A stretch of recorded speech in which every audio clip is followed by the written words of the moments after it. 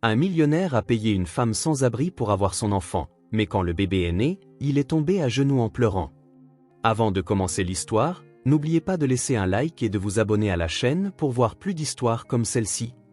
Marcos Santana avait tout ce que beaucoup de gens rêvaient. Un appartement à couper le souffle au cœur du 16e arrondissement à Paris, des meubles de créateurs, des œuvres d'art éparpillées dans les pièces et une vue incroyable sur la ville qui semblait ne jamais dormir. Dans le monde des affaires, il était connu comme un véritable génie. Il concluait des contrats avec des millionnaires, avait une entreprise solide, une équipe qui le respectait et son compte bancaire ne cessait d'augmenter. Tout semblait parfait, du moins en apparence. Mais à l'intérieur, l'histoire était différente. La journée commençait tôt pour Marcos, il avait une routine stricte, presque comme un rituel. Il se réveillait à 5 heures du matin, faisait son jogging sur un tapis de course de dernière génération, prenait un petit déjeuner équilibré préparé par sa femme de ménage, avant 7 heures, était déjà vêtu d'un costume impeccable. Ensuite, il descendait dans le garage où son Jaguar XF l'attendait, brillant. Malgré toute cette machine parfaite, il ne ressentait aucune joie réelle. Tout cela n'était que des étapes qu'il suivait automatiquement. Lorsqu'il arrivait au travail, sa posture changeait. Là, il était le patron, celui que tous admiraient et craignaient. Avec des décisions rapides et sûres, il dirigeait les réunions, résolvait les problèmes, à la fin de la journée, était toujours félicité pour sa froideur et son efficacité. Cependant, quand la journée de travail se terminait et qu'il retournait à son appartement de luxe, le silence était assourdissant. La solitude l'engloutissait, même s'il l'admettait rarement à lui-même. Assis dans son fauteuil en cuir, regardant la ville illuminée à travers la paroi vitrée, il pensait « J'ai tout ce que quelqu'un peut vouloir, mais ce n'est toujours pas suffisant ». C'était comme si quelque chose était constamment hors de place. Il avait déjà essayé de combler ce vide auparavant, 2 mariages, des fêtes luxueuses, des voyages vers des destinations exotiques, mais rien ne fonctionnait. Les mariages avaient été désastreux, se terminant toujours par les mêmes accusations, rancœurs et séparations froides. Les fêtes n'étaient que du bruit et une distraction temporaire, et les voyages n'étaient qu'une façon de paraître. Mais il finissait toujours par revenir au même vide. Il ne savait plus si le problème venait des gens ou de lui-même, peut-être était-ce quelque chose de plus profond, une sensation que l'argent ne pouvait résoudre. Avec le temps, il avait simplement abandonné l'idée de trouver l'amour. Pour Marcos, les relations étaient devenues synonymes de maux de tête, il ne voulait plus de promesses brisées, de disputes ou de regrets. L'amour est une fantaisie qui ne fait que retarder la vie, se disait-il. Pour lui, ce qui importait vraiment, c'était l'héritage, quelque chose qui perdurerait même après son départ. Marcos voulait laisser une marque dans le monde, quelque chose qui porterait son nom, son histoire. C'est ainsi qu'il commença à penser à avoir un enfant. L'idée semblait parfaite, un héritier pour continuer sa lignée, quelqu'un qui porterait le poids du nom Santana et donnerait un sens à tout ce qu'il avait construit. Il y pensait avec la même froideur qu'il faisait ses affaires, pas de mariage, pas de complications émotionnelles, juste un enfant, quelqu'un à qui il pourrait transférer tout ce qu'il possédait et garantir que le nom de la famille ne s'éteindrait pas avec lui. Au fond, Marcos n'était pas exactement un homme mauvais. Il était pratique, direct et avait construit sa vie en croyant que les sentiments étaient des faiblesses qui ne faisaient que nuire. Quand il regardait sa vie, il voyait le succès et le respect, mais aussi un énorme vide qu'il ne savait pas comment combler. Chaque réussite semblait moindre que la précédente, et l'éclat de chaque victoire disparaissait rapidement, laissant derrière lui une sensation de vide encore plus grande. Les rares nuits où il parvenait à dormir, il rêvait d'un avenir où il ne serait plus seul. Mais la plupart du temps, il se réveillait avant que le rêve ne prenne sens. Alors le voilà, à nouveau à 5 heures du matin, recommençant le cycle. En regardant la ville en contrebas, il se demandait si ce qui manquait était vraiment quelque chose que l'argent pouvait acheter. Marcos avait cette idée fixe en tête. Le monde est divisé entre ceux qui laissent leur marque et ceux qui passent simplement à côté. Peu importe si vous êtes riche, célèbre ou juste une personne ordinaire, au final, tout se résume à ce que vous laissez derrière vous. Et pour lui, il était inacceptable que tout ce qu'il avait construit se termine avec sa vie. Il avait besoin de quelque chose de plus, quelque chose qui garantirait que le nom Santana perdurerait.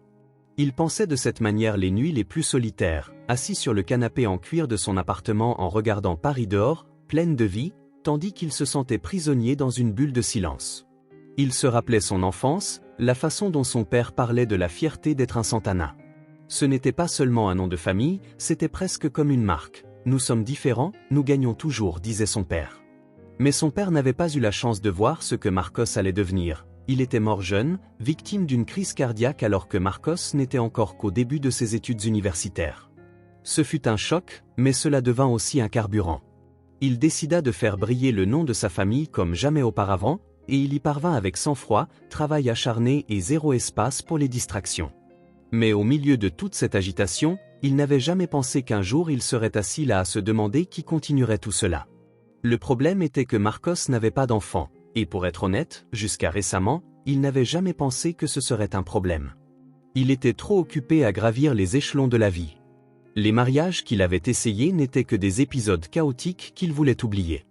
Finalement, ce qui restait était la conviction que l'amour et l'engagement étaient des pièges émotionnels qui ne valaient pas l'effort. Mais sans enfant, tout ce qu'il avait construit s'arrêterait là avec lui, et cette pensée le dérangeait plus que toute autre chose. Il ne s'agissait pas d'argent ou d'héritage, mais de continuité, de quelqu'un pour porter son histoire. Marcos commença à y penser de manière pratique, comme il le faisait avec n'importe quel problème. Avoir un enfant ne devait pas être compliqué. Il avait de l'argent, des contacts, des ressources. Il n'avait pas besoin d'un mariage ni d'une partenaire pour partager l'éducation. Il avait juste besoin d'un héritier, quelqu'un qu'il pourrait enseigner, préparer, façonner, quelqu'un qu'il pourrait laisser prêt à porter le nom Santana avec la même fierté que son père lui avait transmise. Cette idée grandit en lui. Il faisait des recherches le soir sur son téléphone portable concernant les alternatives pour avoir des enfants sans relation.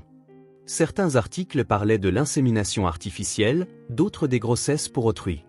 Au début, il trouva tout cela un peu étrange, mais il réalisa rapidement que cela avait du sens.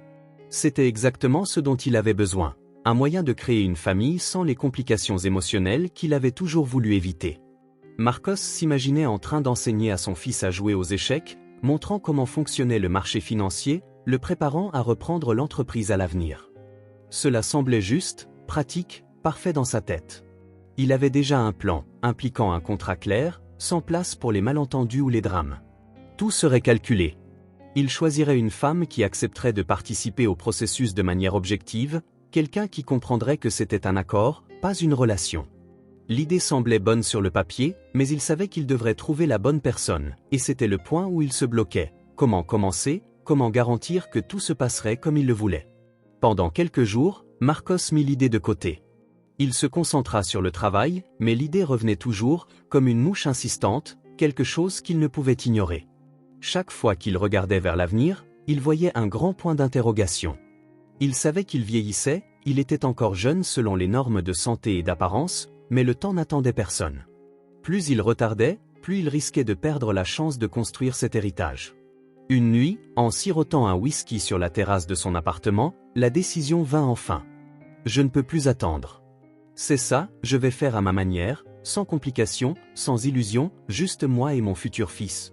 À ce moment-là, il sentit quelque chose qu'il n'avait pas ressenti depuis longtemps, de la clarté. Une parcelle qu'il avait enfin une direction. Le vide qui auparavant semblait tout engloutir avait maintenant une fissure. Ce n'était pas exactement du bonheur, mais un sentiment de but. Pour la première fois depuis longtemps, Marcos sentit qu'il contrôlait quelque chose qui comptait vraiment.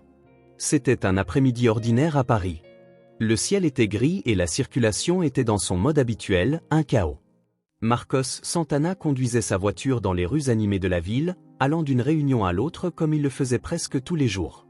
À la radio passait une musique instrumentale quelconque, quelque chose à laquelle il prêtait à peine attention. Pour lui, la voiture était une extension de son bureau, où il passait en revue mentalement ses engagements et stratégies, toujours concentré sur ce qui allait suivre. Mais cet après-midi-là, quelque chose de différent se produisit. Alors qu'il était arrêté à un feu rouge près du parc des Buttes-Chaumont, quelque chose attira son attention. Une silhouette s'approchait de la fenêtre de la voiture. C'était une jeune femme, probablement dans la vingtaine, mais elle semblait épuisée, comme si elle portait le poids du monde sur ses épaules. Ses cheveux étaient en désordre, ses vêtements simples et usés, et il y avait une étrange lueur dans ses yeux. Ce n'était pas le type de lueur qui vient de la joie, mais d'un mélange de fatigue et de détermination. « Tu as quelque chose pour moi ?» demanda-t-elle, sa voix basse mais ferme. Elle ne semblait pas supplier, mais ce n'était pas non plus une attitude défiante. C'était comme si c'était quelque chose de pratique, direct, presque routinier. Marcos, sans quitter les yeux de celle-ci, resta silencieux pendant quelques secondes. Il n'était pas habitué à ce type d'approche. Généralement, il évitait le contact visuel dans ces situations. Mais cette fois, quelque chose l'attira, peut-être l'expression de son visage ou la façon dont ses yeux semblaient le regarder directement, sans honte. Cependant, il n'était pas le genre de personne à se laisser déstabiliser par un simple échange de regards. Avec un geste impatient, il répondit froidement « Va-t'en d'ici ». Dès que le feu devint vert, il accéléra, la laissant derrière lui. Pendant quelques minutes, Marcos poursuivit son chemin comme si de rien n'était. Mais au fur et à mesure que le temps passait, une étrange sensation commença à le déranger. Il ne savait pas pourquoi, mais l'image de cette femme ne quittait pas sa tête, ses yeux, sa façon de parler, la dignité qu'elle semblait porter même dans cette situation. C'était comme si quelque chose en lui avait été poussé. Il tenta d'ignorer, pensa à son prochain engagement, revoyait mentalement les points de la réunion à venir, mais cela ne fonctionnait pas. Plus il essayait de détourner sa pensée, plus le souvenir de cette scène devenait fort. Finalement, après avoir conduit pendant quelques pâtés de maison, il fit quelque chose qu'il ne faisait jamais. Il prit une décision complètement impulsive. Il tourna le volant et fit demi-tour. Arrivé à l'intersection, son cœur battait à tout rompre, bien qu'il ne l'admette même pas à lui-même. Là, elle était, au même endroit, appuyée contre un poteau, comme si le temps s'était arrêté pour elle. Cette fois, il s'arrêta, gara la voiture sur le bas-côté, ouvrit la fenêtre et lui parla avec la même fermeté qu'avant, mais maintenant avec un ton différent. Sans question, la femme le regarda, méfiante. Ce n'était pas tous les jours qu'un homme en costume coûteux conduisant une Jaguar s'arrêtait pour parler à quelqu'un comme elle. « Pourquoi » demanda-t-elle en faisant un pas en arrière.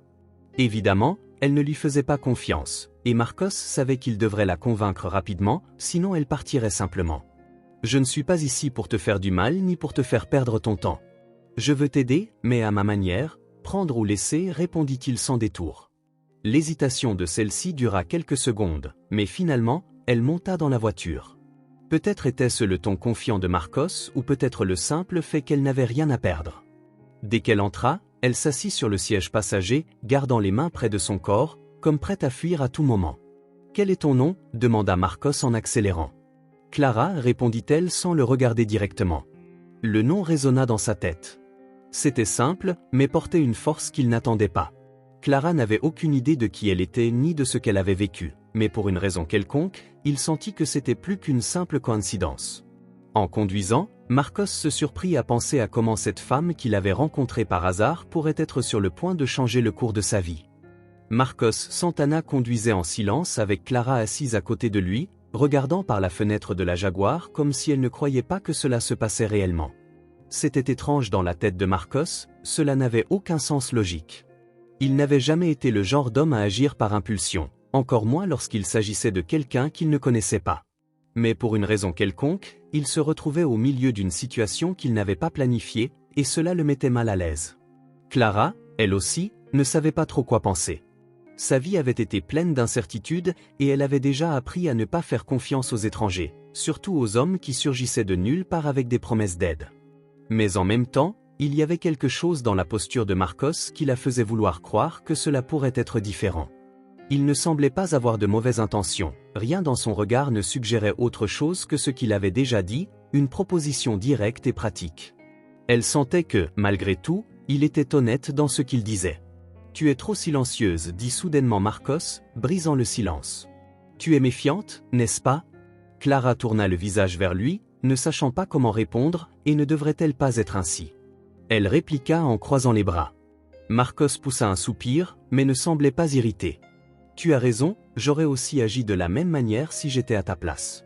Mais je vais être direct, j'ai une proposition pour toi, quelque chose qui peut changer ta vie. » Clara haussa un sourcil. Quel genre de proposition? Tentant de ne pas paraître aussi sceptique qu'elle se sentait, elle resta calme. Premièrement, allons dans un endroit tranquille. On ne peut pas bien discuter au milieu de la circulation.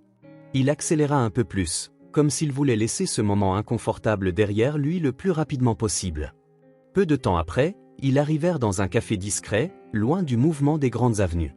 C'était le genre d'endroit où personne ne les dérangerait, et Marcos savait que Clara se sentirait plus en sécurité là-bas qu'ailleurs. Dès qu'ils entrèrent, il commanda un café noir pour lui et un jus pour elle sans même demander si c'était ce qu'elle voulait. Clara ne protesta pas, elle était plus curieuse de savoir où cela allait mener. Assis à une table dans un coin, il commença enfin à expliquer. « Je vais être direct parce que je ne suis pas bon en détour. » Il parlait de manière ferme, comme s'il présentait un projet d'affaires. C'était étrange et déconcertant, mais elle ne pouvait pas détourner le regard. Ce n'était pas tous les jours que quelqu'un vous invitait à une rencontre comme celle-là et lançait soudainement quelque chose d'aussi inhabituel. Je veux que tout soit clair dès le début. Marcos commença à s'appuyer sur sa chaise. Il avait cette allure d'exécutif habitué à contrôler les situations, mais il y avait quelque chose dans ses yeux qui indiquait une certaine vulnérabilité, même s'il essayait de la cacher. Je ne suis pas ici pour t'offrir de la charité ni pour jouer au gentil. J'ai un objectif. Je veux avoir un enfant, c'est tout. Clara croisa les bras, toujours méfiante. Et tu penses que je suis quoi? Un catalogue ambulant d'options? Le ton était plus acide que ce qu'elle avait prévu, mais qui pourrait le lui reprocher? L'idée entière semblait surréaliste. Non, ce n'est pas ça, répondit-il calmement. Je vois une opportunité. Tu as besoin d'une sortie, n'est-ce pas? Moi aussi, j'ai besoin de quelque chose. Es-tu sérieux? Oui, c'est un accord simple. Clara haussa un sourcil en secouant la tête, encore en train de traiter ce qu'elle entendait. Simple? Oui, tu me demandes de porter ton enfant. Comment cela peut-il être simple? Marcos prit une profonde inspiration et posa ses coudes sur la table, se penchant en avant. Je ne te demande rien tout de suite, je veux juste que tu écoutes. C'est tout. Si à la fin tu trouves que ça n'a pas de sens, nous prendrons des chemins différents. Mais je pense que tu comprendras qu'il n'y a rien de compliqué ici. Clara mordit sa lèvre inférieure, toujours méfiante, mais fit un geste de la main pour qu'il continue. Je veux avoir un enfant, mais je ne veux pas mêler les sentiments, mariage, relation, drame. J'ai déjà vécu ça et ça n'a pas fonctionné. Ce que je veux, c'est aller droit au but, un héritier, quelqu'un pour continuer mon nom et l'histoire que j'ai construite. Juste ça. Et je peux t'offrir quelque chose que personne d'autre ne te proposera. Comme quoi? Clara demanda en plissant les yeux. La stabilité, un avenir, de l'argent pour recommencer ta vie de zéro, loin des rues. Tu choisis ce que tu veux faire de cela. Je ne vais pas te contrôler ni te demander quoi que ce soit au-delà de ce qui est convenu. Tu portes le bébé, nous suivons les règles d'un contrat et ensuite tu as ta liberté. La mention du contrat fit rire légèrement Clara nerveusement. Alors c'est une transaction, un commerce, n'est-ce pas? D'une certaine manière, oui, répondit-il sans hésiter. Mais ne te méprends pas, je sais que c'est plus que ça. Je ne veux pas compliquer les choses avec des sentiments ou des promesses que personne ne peut tenir. J'ai déjà vu comment ça finit, et je ne veux pas répéter cela. Clara resta silencieuse un moment. Elle n'avait pas vraiment beaucoup d'options dans la vie. Les rues n'étaient pardonnantes envers personne, et elle savait qu'il était tôt ou tard que sa situation pourrait empirer. Malgré cela, l'idée de porter un enfant pour un étranger était quelque chose qu'elle n'avait jamais imaginé. Et comment je sais que tu ne cherches pas à me tromper? Ce n'est pas un genre de piège? Tu ne sais pas, répondit-il en la regardant dans les yeux. C'est pour ça que je propose un contrat. Tout sera documenté avec des avocats et des clauses claires. Tu auras tes droits garantis. Rien ne sera fait sans ton consentement. Elle le regarda, essayant de comprendre s'il était sincère ou juste très bon pour mentir. Il n'y avait aucun signe d'arrogance dans son ton, ce qui était étrange compte tenu de sa confiance apparente. Et si je dis que je ne veux pas? Tu peux dire non, répondit-il en s'appuyant sur la chaise. Je ne vais rien t'obliger. Mais honnêtement, je pense que tu vas vouloir y réfléchir bien, parce que, de la manière dont je vois les choses, c'est une chance unique pour toi de sortir de cette situation. Clara serra le verre de jus avec plus de force que nécessaire, ses doigts pressant le verre. Il avait raison, c'était une opportunité, mais aussi une décision énorme, et elle savait que si elle acceptait, sa vie ne serait plus jamais la même. Le problème était que, pour quelqu'un comme elle, habitué à ne pas faire confiance, l'idée de conclure un accord avec un riche étranger semblait absurde. Et si quelque chose tourne mal? Marcos sourit légèrement. Je comprends tes inquiétudes. Mais tout sera sous contrôle. Nous avons des professionnels pour chaque étape. Ton bien-être et celui de l'enfant sont ma priorité. Clara réfléchit un instant. Elle n'avait jamais eu une vie facile, elle avait grandi dans une maison trop petite pour le nombre de personnes qui y vivaient, était partie tôt en pensant que la liberté serait une solution, mais tout ce qu'elle avait trouvé était un monde encore plus dur. Elle avait essayé de tout pour se maintenir, petit boulot, mission temporaire, jusqu'à ce que les options commencent à se raréfier. Les rues étaient cruelles, et avec le temps, elle avait appris à endurcir son cœur, à ne faire confiance à personne, car faire confiance signifiait généralement être trompé ou pire, blessé. Maintenant, au milieu de cette proposition folle, tout son passé semblait crier en elle. Elle voulait croire en Marcos, croire qu'il était sincère, Mais honnêtement, cela semblait trop beau pour être vrai. Elle savait mieux que quiconque que quand quelque chose semblait trop beau, cela venait souvent avec un prix qu'on ne pouvait pas payer. Alors qu'elle marchait, Clara s'arrêta à un endroit qu'elle fréquentait souvent au centre. Certaines personnes qu'elle connaissait de vue étaient là, mais elle ne voulut parler à personne. Elle voulait juste réfléchir. Elle s'assit sur un banc et croisa les bras, essayant de se protéger du froid. Mais ce n'était pas seulement le climat qui la rendait mal à l'aise, c'était le doute et la peur que Marcos mentait, ou qu'elle ne serait qu'un pion dans un quelconque complot qu'elle ne voyait pas. Que advient-il après la naissance du bébé? Il disait que tout serait protégé par un contrat, mais les contrats ne protègent pas des personnes comme elle. Marcos Santana était le genre d'homme qui aurait toujours l'avantage, peu importe ce qui était écrit sur le papier. D'un autre côté, elle savait ce qui se passerait si elle disait non. Demain serait comme aujourd'hui, qui serait comme hier, la même lutte pour trouver un endroit où dormir, la même quête de nourriture, la même sensation que le monde n'avait plus rien à offrir. Elle était fatiguée de cela, fatiguée de vivre une vie qui semblait sans issue. Mais accepter la proposition était aussi effrayant. Ce n'était pas seulement la peur que Marcos puisse mentir, mais la peur d'échouer. Et si elle ne réussissait pas? Et si quelque chose tournait mal pendant la grossesse, ou pire, si elle s'attachait à l'enfant? Elle n'avait aucune expérience avec la maternité, mais elle imaginait que porter une vie en elle pendant 9 mois n'était pas quelque chose qu'on faisait simplement et qu'on oubliait ensuite. Comment allait-elle gérer cela? Les doutes affluaient comme une tempête, l'un après l'autre, jusqu'à ce que Clara sente que sa tête allait exploser. Elle avait besoin d'air, elle devait sortir de ce tourbillon de pensées. Elle se leva du banc et commença à marcher à nouveau sans but, sachant seulement qu'elle devait penser et beaucoup penser. Au fond, Clara voulait croire qu'elle pouvait faire confiance à Marcos. Il semblait être différent, au moins un peu, il ne la traitait pas comme des ordures comme beaucoup d'autres personnes le faisaient, et il n'avait pas menti ou essayé de la tromper jusqu'à présent. Cela était déjà plus que ce qu'elle pouvait dire de beaucoup de gens. Peut-être qu'il était sincère. Peut-être que c'était vraiment la chance qu'elle attendait, mais alors venait l'autre côté, ce côté méfiant qu'elle avait appris à écouter et qui semblait toujours avoir raison, le côté qui disait que personne ne fait rien pour vous sans vouloir quelque chose en retour, personne. Elle savait que la décision devait être bien réfléchie, ce n'était pas seulement à propos de déménager, ni même de quitter la rue, c'était à propos de sa vie, de son avenir et de quelque chose qu'elle n'avait jamais imaginé avant d'être mère. Elle s'arrêta de marcher et prit une profonde inspiration, essayant d'organiser ses pensées.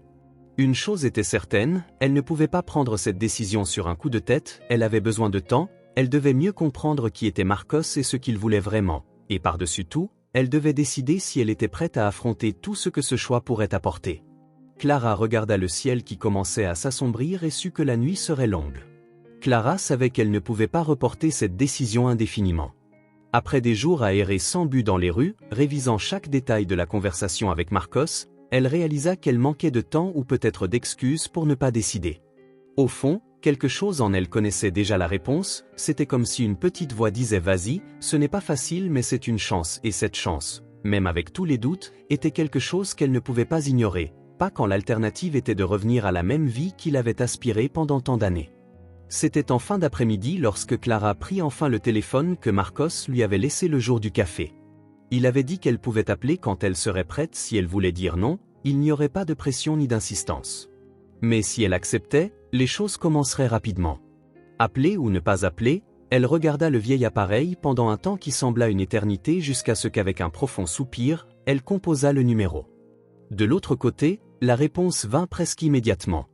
Marcos Santana, dit-il, sa voix ferme et contrôlée comme toujours. Clara hésita un instant avant de parler. C'est Clara. J'ai décidé, je veux accepter votre proposition. De l'autre côté de la ligne, il y eut un bref silence comme s'il traitait les mots. D'accord, répondit-il sans surprise. Fixons un rendez-vous pour discuter des prochaines étapes demain matin dans mon bureau. Je vous enverrai l'adresse par message, cela vous convient? Elle se contenta de répondre par un simple d'accord, plus bas qu'elle ne l'avait espéré. Lorsqu'elle raccrocha, elle ressentit un mélange de soulagement et d'anxiété. Elle avait fait le premier pas, mais savait qu'il y avait encore un long chemin à parcourir. Le matin suivant, Clara arriva à l'adresse que Marcos avait envoyée. C'était un immeuble imposant avec des vitrines brillantes au soleil et un hall tellement chic qu'elle se sentit presque déplacée rien qu'en y mettant les pieds. Mais elle prit une profonde inspiration et continua.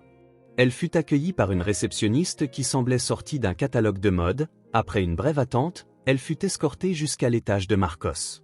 En entrant dans son bureau, Clara ne put s'empêcher de remarquer à quel point tout semblait trop organisé. Le bureau impeccable, les meubles sophistiqués, les tableaux modernes aux murs. C'était le contraire du désordre que sa vie avait été jusqu'à présent. Et au centre de tout cela, il était là, Marcos Santana, en costume impeccable et avec un regard sérieux. « Clara, je suis content que vous soyez venue, dit-il en se levant pour la saluer. » Sa voix était calme mais portait ce ton autoritaire qui donnait l'impression qu'il était toujours maître de la situation. « Allons droit au but, continua-t-il en lui indiquant de s'asseoir. « J'ai un contrat ici. Je veux que vous le lisiez attentivement, si nécessaire, que vous le fassiez réviser par quelqu'un de confiance.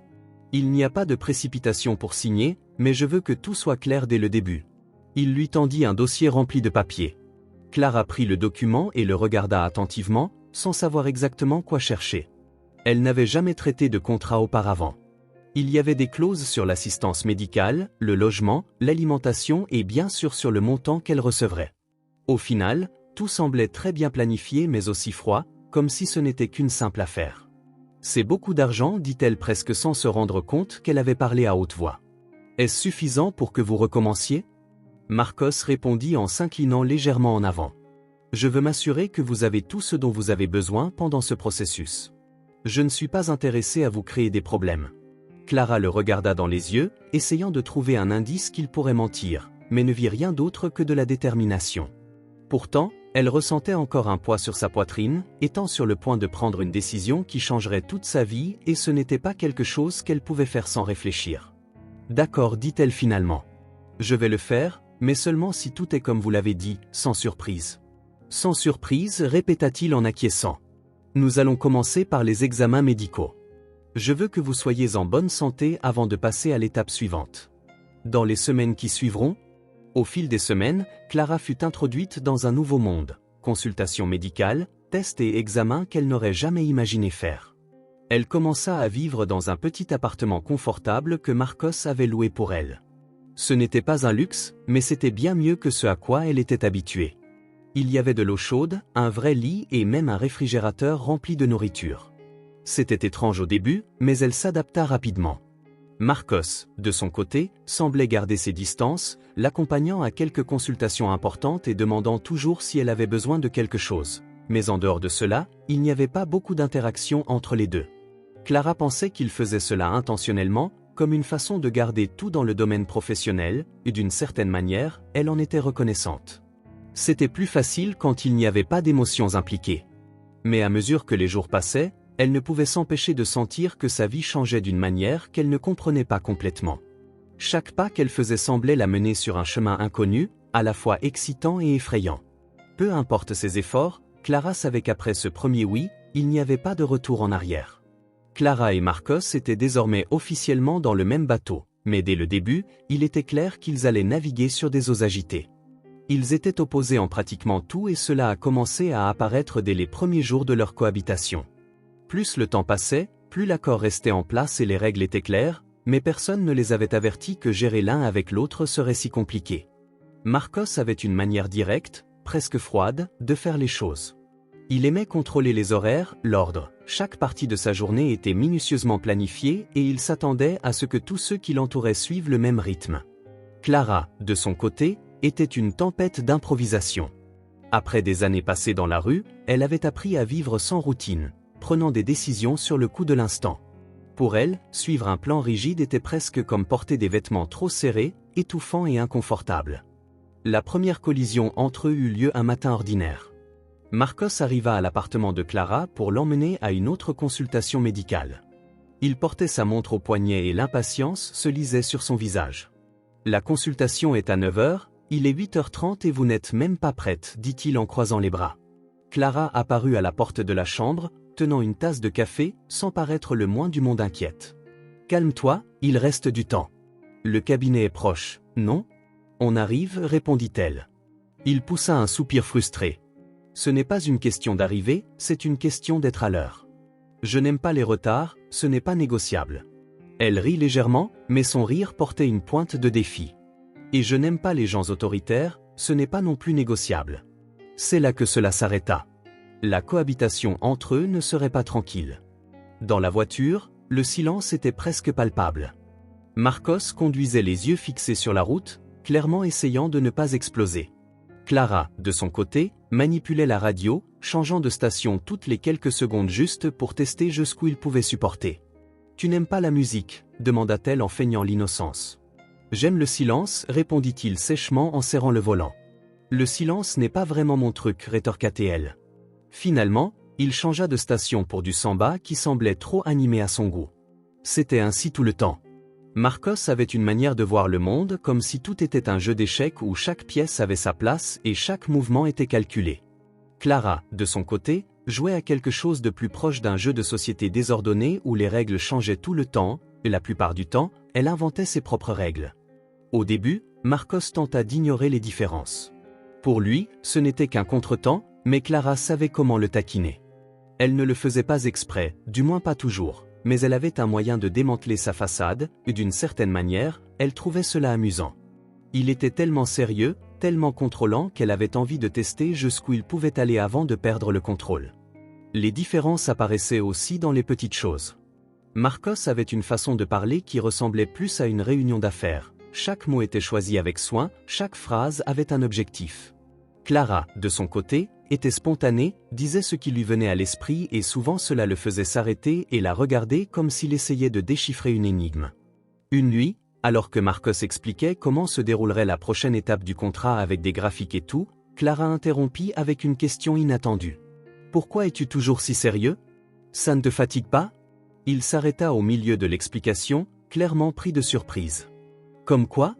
On dirait que tu as un manuel d'instruction interne et que tu le suis à la lettre, tu ne fais jamais rien juste parce que tu en as envie. » Marcos resta silencieux un moment, comme s'il cherchait une réponse. « Je fais ce qui doit être fait, c'est comme ça que j'ai toujours vécu. » « Ça fonctionne, dit Clara en secouant la tête en riant doucement. « Ça fonctionne pour toi peut-être, mais pour moi, ça semble étouffant. » Il ne répondit pas, mais la phrase resta dans sa tête plus longtemps qu'il ne voulait l'admettre, car au fond, il y avait quelque chose dans la spontanéité de Clara qui l'intriguait. Il ne comprenait pas comment quelqu'un qui avait vécu tant de difficultés pouvait encore sourire, jouer et même provoquer. Et elle, de son côté, ne comprenait pas comment quelqu'un qui avait tout pouvait vivre comme s'il portait toujours le poids du monde sur ses épaules. Malgré les différences, ou peut-être à cause d'elles, quelque chose commença à changer. Ce n'était ni facile ni rapide, chacun était habitué à une façon de vivre qui n'avait aucun sens pour l'autre. Mais peu à peu, Marcos commença à réaliser que tout n'avait pas besoin d'être si contrôlé, et Clara, même sans l'admettre, commença à apprécier la stabilité qu'il apportait à sa vie. Leurs personnalités étaient comme deux aimants opposés, s'attirant et se repoussant en même temps, mais au fond, tous deux savaient qu'ils devraient d'une manière ou d'une autre trouver un équilibre. Car aussi souvent qu'ils se disputaient ou se désentendaient, une chose était certaine, ils étaient coincés dans ce voyage ensemble, qu'ils l'aiment ou non. Les jours suivaient une routine soignée, peu à peu, Clara commençait à s'habituer au nouveau chapitre de sa vie. Il y avait des consultations médicales régulières, une alimentation équilibrée et même un entraîneur personnel que Marcos avait engagé pour l'aider avec des exercices légers. C'était étrange pour elle d'être dans un endroit où tout semblait tourner autour de son bien-être, même si elle doutait encore de tout cela, elle ne pouvait nier que c'était agréable de sentir qu'au moins pour le moment, elle avait une certaine stabilité. Marcos était toujours le même, méthodique et impassible. Il accompagnait Clara à presque toutes les consultations, mais toujours de manière pratique. Il n'y avait pas de sourire ou de mots d'encouragement, il était là pour s'assurer que tout se passait comme prévu, comme un gestionnaire vérifiant l'avancement d'un projet. Clara, de son côté, essayait de ne pas trop penser à ce qui se passait. C'était encore irréel pour elle d'être dans cette situation. À de nombreux moments, elle se demandait si c'était vraiment réel. Puis vint le jour qui allait tout changer. C'était une matinée ensoleillée et Clara s'était réveillée plus fatiguée que d'habitude. Elle ressentait une fatigue différente depuis des jours, en plus d'un léger vertige qui apparaissait de temps en temps. Lorsqu'elle en parla au médecin, il suggéra un test plus détaillé pour confirmer si la procédure avait réussi. Marcos était assis à côté d'elle dans la salle d'attente de la clinique, le téléphone portable à la main, lisant des emails, tandis que Clara manipulait impatiemment la fermeture éclair de sa veste. Le silence entre les deux était presque palpable, mais Clara, comme toujours, ne résista pas à le briser. « Penses-tu que ça a fonctionné ?» demanda-t-elle en le regardant de coin d'œil. Il détourna le regard du téléphone un instant et haussa les épaules. « Les médecins ont dit que les chances sont élevées. Nous devons juste attendre les résultats. » « Tu parles comme si tu attendais un rapport financier, plaisanta Clara, essayant d'alléger la tension. C'est un bébé, pas un tableau Excel. Marcos ne répondit pas immédiatement, mais une légère courbe apparut sur ses lèvres, comme s'il retenait un commentaire. Je préfère ne pas créer d'attente avant d'être sûr. C'est comme ça que je gère les choses. Clara leva les yeux au ciel. Bien sûr, tout doit être contrôlé, n'est-ce pas? Avant qu'il ne puisse répondre, l'infirmière apparut à la porte et appela le nom de Clara. Les deux se levèrent et Marcos la suivit jusqu'au cabinet. Le médecin, un homme d'âge moyen avec un sourire gentil, attendait déjà avec les résultats. « Eh bien, j'ai de bonnes nouvelles », commença-t-il en regardant Clara puis Marcos. « Félicitations, la procédure a été un succès, vous êtes enceinte. » Pendant un instant, le temps sembla s'arrêter. Clara cligna des yeux plusieurs fois, essayant de traiter ce qu'elle venait d'entendre. Enceinte, c'était officiel. Quelque chose qui, il n'y a pas si longtemps, semblait si lointain, était maintenant une réalité. Elle regarda le médecin, puis Marcos, et vit qu'il était également silencieux, absorbant l'information.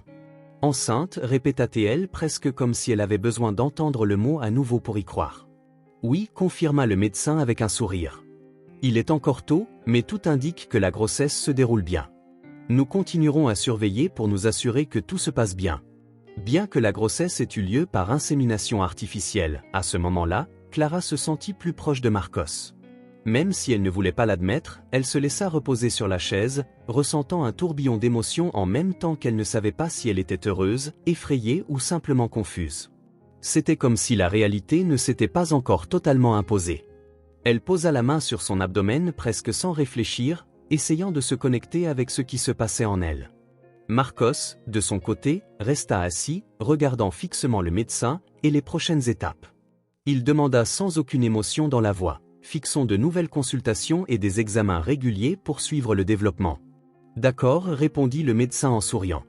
Mais pour l'instant, tout semble aller comme prévu. Sur le chemin du retour, le silence dans la voiture était différent cette fois. Clara regardait par la fenêtre, perdue dans ses pensées, tandis que Marcos conduisait avec la même expression sérieuse que d'habitude. Mais quelque chose dans l'air avait changé. La nouvelle de la grossesse semblait avoir introduit une tension différente entre eux. Ce n'était pas mauvais, mais ce n'était pas non plus exactement confortable. « Tu vas bien ?» demanda Marcos enfin, brisant le silence. Clara tourna le visage vers lui, surprise par la question. Ce n'était pas courant qu'il montre de l'inquiétude de manière si directe. « Je veux dire, je pense que oui. C'est beaucoup à traiter, tu sais. » Il acquiesça en gardant les yeux sur la route. « Oui, je comprends. Tu ne sembles pas très enthousiaste, dit-elle sans réfléchir, mais se regretta rapidement. Je sais que tu n'es pas du genre à sauter de joie, mais je pensais que tu réagirais différemment. » Elle poussa un soupir, essayant de trouver les mots justes. « Ce n'est pas ça, Clara. C'est juste que c'est important pour moi, très important, et je veux m'assurer que tout va bien se passer. » « Ah oui, le bon vieux contrôle total, hein, répondit-elle avec un sourire un peu ironique. Il ne répondit pas, mais il y avait quelque chose dans son expression qui la fit réaliser que derrière cette façade de contrôle, il y avait peut-être autre chose. Peut-être qu'il aussi, il se débattait avec des émotions qu'il ne savait pas comment exprimer, et d'une certaine manière, cela la rendait moins mal à l'aise. Clara savait qu'à partir de ce moment, tout serait différent. Ce n'était plus seulement à propos d'elle ou de Marcos, il y avait maintenant une autre vie impliquée, quelque chose de plus grand que ce que l'un ou l'autre aurait pu prévoir. Et bien que le voyage ne soit encore qu'à ses débuts, elle sentait au fond d'elle que c'était la partie qui changerait tout. Les jours qui suivirent la confirmation de la grossesse apportèrent un changement silencieux mais profond dans la dynamique entre Clara et Marcos. Ce n'était pas quelque chose qu'ils avaient planifié ou même reconnu immédiatement, c'était comme si peu à peu, les barrières qui les séparaient commençaient à se fissurer, permettant à de petites étincelles d'humanité de passer entre eux. Tout avait commencé de manière subtile. Après la nouvelle, Marcos commença à visiter Clara plus fréquemment. Il prétendait que c'était pour s'assurer qu'elle suivait toutes les recommandations médicales, mais Clara sentait qu'il y avait autre chose. Il ne semblait pas aussi rigide qu'avant. À certaines occasions, il essayait même d'engager des conversations sur des sujets qui n'étaient pas dans le contrat. C'était étrange de le voir essayer de se détendre, mais c'était aussi un soulagement. Bien qu'elle ne l'admettait pas, c'était fatigant de gérer quelqu'un qui semblait être une machine. Une de ces visites eut lieu un après-midi pluvieux. Clara était en sweatshirt, enveloppée dans une couverture sur le canapé de l'appartement. Elle regardait une émission de cuisine à la télévision, quelque chose qui la distrayait toujours. Lorsque la sonnette retentit, elle poussa un soupir en se levant avec paresse, Qui ose venir sans prévenir par un temps pareil ?» murmura-t-elle avant d'ouvrir la porte et de tomber nez à nez avec Marcos, tenant un sac de supermarché. « Tu n'as pas répondu au téléphone, je m'inquiétais, » dit-il en entrant sans attendre d'invitation. Clara rit en fermant la porte. « Marcos, je faisais juste une petite sieste. »« Détends-toi, je ne vais pas disparaître de nulle part, c'est bon à savoir, » répondit-il en posant le sac sur le comptoir de la cuisine. « J'ai apporté quelque chose. Je pensais que tu pourrais ne pas avoir envie de sortir sous la pluie. » Elle regarda le sac avec curiosité. Il y avait des fruits, du jus et même quelques friandises qu'elle avait mentionnées de manière désinvolte lors d'une conversation quelques semaines plus tôt. Clara fut surprise mais ne voulut pas le montrer. « On dirait que quelqu'un essaie de gagner des points de brownie, » plaisanta-t-elle. « Ce n'est pas ça, » répondit-il sérieusement mais avec un léger sourire. « Je pensais simplement que ce serait utile. » Un instant, Clara ne sut que répondre. Elle n'était pas habituée à ce genre de geste.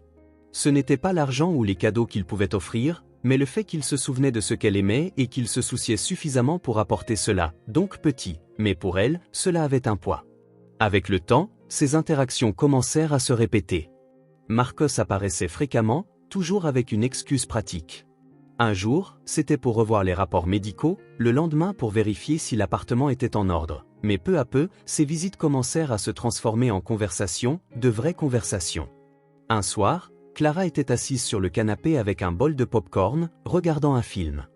Lorsque Marcos réapparut, il était clairement épuisé, le costume un peu froissé et la cravate légèrement de travers. « Journée difficile ?» demanda-t-elle sans détourner les yeux de l'écran.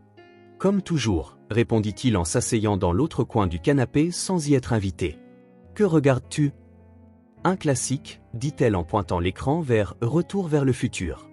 « Ne me dis pas que tu ne l'as jamais vu. » « Je l'ai déjà vu, mais ça fait longtemps » répondit-il en retirant la cravate et en la jetant de côté. « C'est l'un de mes films préférés quand j'étais plus jeune. » Clara sourit, surprise. « Alors tu aimes autre chose que des tableurs et des graphiques ? C'est une nouveauté. » Marcos leva les yeux au ciel, mais il y avait une lueur d'humour là. Très drôle. « Mais oui, j'aimais ça. Mon père mettait ce film pour qu'on le regarde ensemble. » Elle remarqua le changement dans son ton lorsqu'il mentionna son père. C'était rare que Marcos parle de sa vie personnelle, et Clara en profita. Il semblait être un gars bien, pensa Clara. Marcos, répondit-il avec un léger sourire, je crois beaucoup en l'héritage, peut-être pour cela je prends ça si au sérieux. Clara resta silencieuse un moment, sentant qu'il s'ouvrait d'une manière qu'il n'avait jamais faite auparavant. Ce n'était pas commun de voir ce côté de lui, et elle ne voulait pas gâcher le moment. À la place, elle poussa légèrement le bol de pop-corn en sa direction. Il en prit une poignée. Pour la première fois depuis qu'ils se connaissaient, les deux restèrent assis ensemble, regardant le film dans un silence confortable. Il n'y avait pas de tension, pas de contrat, seulement deux personnes partageant un moment simple. Les semaines passèrent et leur relation continua de changer. Ce n'était pas quelque chose qu'ils discutaient ou même reconnaissaient ouvertement, mais il y avait des gestes et des moments qui en disaient plus que les mots ne pourraient. Marcos commença à apporter des livres sur la maternité et les soins au bébé, disant que Clara pourrait les trouver utiles. De son côté, elle commença à poser des questions sur son travail, réellement curieuse du monde corporatif qui semblait si éloigné de sa réalité. Un jour, lors d'une consultation médicale, le médecin suggéra que Clara commence à se préparer à entendre les battements de cœur du bébé. Lorsque le son sortit de la machine, quelque chose d'étrange se produisit. Clara regarda Marcos et il avait les yeux fixés sur le moniteur, complètement immobile. Pour la première fois, elle vit quelque chose sur son visage qui n'était pas du contrôle ou de la froideur, mais une émotion véritable, brute et incontestable. « C'est incroyable, n'est-ce pas ?» dit-elle en essayant de cacher sa propre émotion.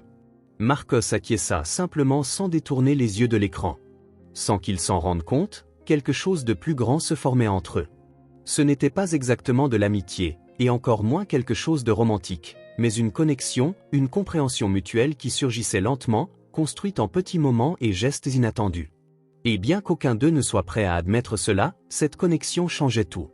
C'était un jour ordinaire de consultation médicale, ou du moins c'est ce que Clara pensait.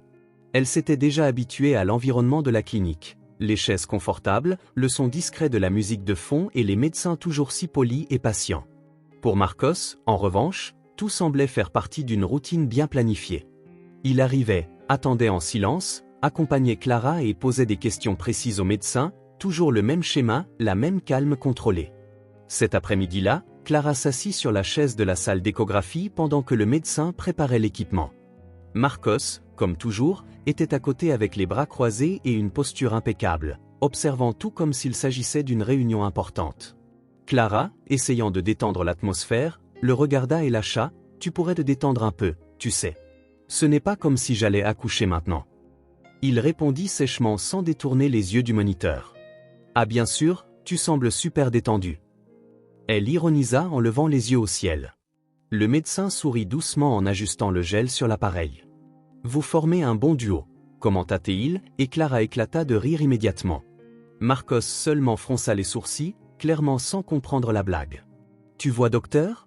Seul moi je comprends son humour », plaisanta Clara pendant que le médecin commençait l'examen. L'échographie commença comme toutes les autres, un bref silence pendant que le médecin se concentrait sur le moniteur. Clara était habituée à entendre les explications techniques sur le progrès de la grossesse. Mais cette fois, quelque chose dans l'expression du médecin l'alerta. Il fronça les sourcils, se pencha plus près de l'écran et déplaça le transducteur sur son abdomen avec un peu plus de soin. « Quelque chose ne va pas ?» demanda Clara en sentant son cœur s'accélérer. Marcos se redressa immédiatement dans la chaise, sa posture devenant encore plus rigide. « Tout va bien ?» questionna-t-il avec un ton sérieux et préoccupé. Le médecin les regarda tous les deux avec un sourire à moitié amusé et à moitié surpris. « Tout est plus que bien, donnez-moi juste une minute. » Le silence qui suivit était presque insupportable. Clara regardait le moniteur mais ne parvenait pas à comprendre ce qu'elle voyait. Tout semblait un flou gris avec quelques formes indéfinies. Finalement, le médecin se tourna vers eux et dit « J'ai une nouvelle. Il semble que nous n'ayons pas un seul bébé ici, mais 3. » Clara écarquilla les yeux. « 3, comme des triplés ?» Marcos cligna des yeux plusieurs fois comme s'il essayait d'absorber l'information. « Triplé » répéta-t-il, le mot sonnant presque étrange dans sa bouche. Le médecin confirma d'un signe de tête. « Oui, c'est rare, mais cela arrive, surtout dans les cas de fécondation assistée. Ils sont tous en bonne santé et se développent bien. Vous allez avoir 3 bébés. » Clara poussa un rire nerveux. « Triplé, 3, mon Dieu docteur, tu es sûr que cet appareil fonctionne bien ?» Le médecin rit. « J'en suis sûr, Clara. Et je peux vous montrer chacun d'eux sur l'écran si vous le souhaitez. » Il commença à pointer sur le moniteur, expliquant où chaque bébé était et montrant comment chacun avait son propre rythme cardiaque.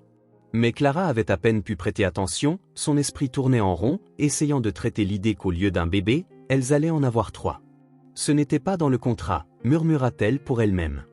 Mais Marcos l'entendit, il poussa un profond soupir et passa une main sur son visage. « Non, ce n'était pas prévu. » Ce qui surprit Clara, c'était son ton. Il n'y avait ni irritation ni frustration, seulement un type de fatigue résignée, comme s'il avait déjà accepté l'idée avant même de la terminer de la traiter. « Tu vas bien ?» demanda-t-elle en le regardant. « Je ne sais pas, » répondit-il honnêtement, quelque chose de rare pour Marcos. « Ça change beaucoup de choses. » Clara acquiesça. « Et tu n'es pas seule dans cette situation. Moi aussi, j'essaie de comprendre comment je vais porter 3 bébés en même temps. Je pense que je vais avoir besoin d'un deuxième estomac. » Malgré le nervosisme, la plaisanterie arracha un faible sourire à Marcos, et c'est à ce moment-là que Clara réalisa que, aussi étrange que cela puisse paraître, ils commençaient à se soutenir mutuellement. L'idée des triplés était effrayante, mais d'une certaine manière, elle ne semblait pas si impossible. Le chemin de retour à l'appartement fut tranquille mais chargé de réflexions silencieuses. Clara regardait par la fenêtre, essayant d'imaginer comment serait la vie avec 3 bébés. Elle était déjà nerveuse à l'idée d'en avoir un seul, et maintenant 3, c'était presque une blague cosmique. En même temps, une partie d'elle ressentait une petite étincelle d'excitation. C'était fou, oui, mais aussi quelque chose d'incroyable, 3 vies grandissant en elle. Marcos, de son côté, conduisait en silence, les mains fermement sur le volant. C'était un homme qui aimait tout contrôler, prévoir chaque scénario possible, mais les triplés, c'était quelque chose qu'il n'avait pas prévu. Pourtant, en conduisant, il ressentit quelque chose qu'il ne pouvait expliquer. Ce n'était ni la peur ni la frustration, mais quelque chose de plus profond. Peut-être le début d'un sens des responsabilités qu'il n'avait jamais expérimenté auparavant. Lorsqu'ils arrivèrent à l'appartement de Clara, il éteignit la voiture et se tourna vers elle. « Si tu as besoin de quelque chose, n'importe quoi, fais-le-moi savoir. » Clara le regarda, surprise par son ton de préoccupation sincère. « D'accord, mais toi aussi, tu sais que tu es le gars qui, je gère tout seul, mais maintenant, nous sommes dans le même bateau. Il répondit immédiatement par un léger signe de tête, le plus proche qu'il allait admettre qu'elle avait raison. Pendant que Clara montait dans l'appartement, une chose était certaine, la nouvelle des triplés avait tout chamboulé, mais d'une certaine manière, elle savait qu'il trouverait un moyen de gérer cela. Après tout, il n'avait pas d'autre choix. La découverte des triplés avait tout changé pour Clara. Au début, elle était terrifiée, il était difficile de s'imaginer gérer 3 bébés à la fois, surtout quand elle n'avait même pas prévu d'être mère, pour commencer. Pendant des semaines, la peur dominait ses pensées. Comment son corps allait-il supporter? Que se passerait-il après leur naissance? Serait-elle capable de le faire? Les questions arrivaient en flux constant, et il semblait que pour chaque réponse, d'autres surgissaient pour les remplacer. Mais au fil du temps et de la grossesse, quelque chose commença à changer. C'était subtil au début, comme une légère chaleur venant du fond de sa poitrine. Elle le remarquait dans de petits moments, comme lorsqu'elle sentait les premiers mouvements dans son ventre. Au début, ce n'était qu'une sensation étrange, presque comme des papillons battant des ailes, mais au fil des mois, les coups et les poussées devenaient plus forts, et Clara commença à se connecter avec ces petits êtres qu'elle ne connaissait même pas encore. Un après-midi, alors qu'elle était allongée sur le canapé, Clara posa ses mains sur son abdomen maintenant visiblement plus grand. Soudain, elle sentit un coup plus fort que d'habitude. C'était différent, comme si un des bébés essayait d'attirer son attention. Instinctivement, elle sourit. « Calme-toi, petit. J'ai déjà compris le message », murmura-t-elle sans se rendre compte qu'elle parlait toute seule. C'est à ce moment-là qu'elle réalisa qu'il y avait quelque chose qui grandissait en elle, bien plus que physiquement. C'était une connexion émotionnelle, quelque chose qu'elle n'avait pas prévu ni demandé, mais qui était là, ferme et forte. Clara avait toujours été une survivante, quelqu'un qui vivait un jour à la fois sans se permettre de rêver trop haut. Mais maintenant, pour la première fois depuis des années, elle sentait qu'elle vivait pour quelque chose de plus grand qu'elle-même. Le jour où elle a entendu les battements de cœur des 3 en même temps fut un autre tournant. Elle était allongée sur la table d'examen avec Marcos assis à côté d'elle, le médecin ajusta l'équipement, et soudain le son remplit la pièce. Bom bom bom bom bom bom, 3 petits cœurs battant à des rythmes légèrement différents mais tout aussi vivants. Clara regarda le moniteur, ses yeux se remplissant de larmes. Ce n'était ni tristesse ni peur, mais un type d'émotion qu'elle n'avait jamais ressenti auparavant. C'était comme si elle regardait le début de quelque chose de magique, quelque chose qui allait changer sa vie pour toujours. Marcos, qui montrait rarement des émotions, fut également visiblement touché. Il ne dit rien, mais la façon dont il regardait l'écran avec un mélange d'admiration et de surprise en disait long. À ce moment-là, Clara réalisa que, aussi différente que soit la manière dont chacun gérait la situation, les deux étaient connectés par ces 3 petits miracles. Avec le passage des mois, Clara commença à se préparer à l'arrivée des bébés d'une manière qu'elle n'avait jamais imaginée. L'appartement que Marcos avait loué pour elle commença à se transformer. Avant, c'était un lieu fonctionnel mais sans âme, et maintenant Clara choisissait des choses comme des vêtements, des couvertures et même des jouets. Elle passait des heures à rechercher sur son téléphone tout ce qu'elle pouvait sur les soins au nouveau-né. Marcos remarqua ce changement en elle, au lieu d'intervenir comme il l'avait fait au début, commença à lui laisser de l'espace. Il venait moins fréquemment, mais quand il venait, il apportait des choses qu'il savait qu'elle allait avoir besoin. Une fois, il est arrivé avec un ensemble de meubles pour assembler le berceau. Clara le regarda essayer de comprendre le manuel d'instruction et ne put s'empêcher de rire. « Tu devrais être super pour monter des trucs pendant ton enfance, non ?» la taquina-t-elle. « Mon enfance était un peu différente », répondit-il sans détourner les yeux du manuel, « mais je pense que je vais survivre. » Clara s'approcha et commença à aider. Ce n'était pas grand-chose, mais le moment qu'ils partagèrent en assemblant ce berceau, en riant des erreurs et en célébrant quand ils réussirent finalement à emboîter les pièces, resta gravé dans sa mémoire. C'était la preuve que les choses changeaient, même si lentement. Cependant, le plus grand éveil vint lorsque Clara réalisa que sa vision d'elle-même changeait. Avant, elle se voyait comme quelqu'un en marge de la société, survivant comme elle pouvait sans grandes ambitions ni attentes. Mais maintenant, elle se voyait comme quelque chose de plus, une mère. Peu importait si le plan original était simplement de porter les enfants de Marcos pendant des mois et de passer à autre chose, maintenant il y avait un instinct en elle qu'elle ne pouvait pas ignorer. Elle commença à parler au bébé, même en sachant qu'il ne pouvait pas répondre. « Tu es confortable là-dedans ? Ou vous m'entendez ? J'espère que oui. » Parfois, c'était une conversation unilatérale sur des choses du quotidien, comme ce qu'elle avait mangé ou combien la grossesse la perturbait.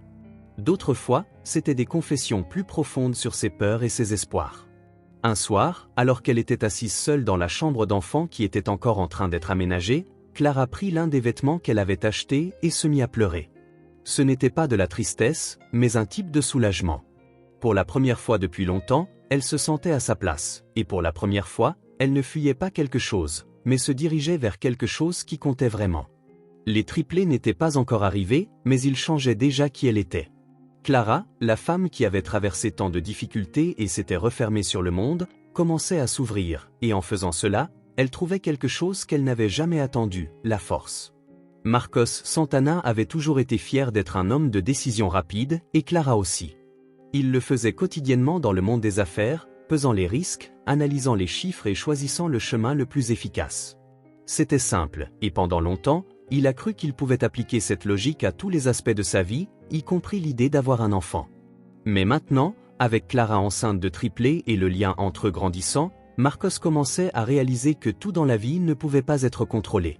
C'était un dilemme qu'il n'avait pas prévu, car pour commencer, il ne pensait pas qu'il y aurait un dilemme dans sa tête. Tout serait pratique, Clara aurait les bébés, il s'occuperait de leur avenir, et elle continuerait à vivre sa vie librement.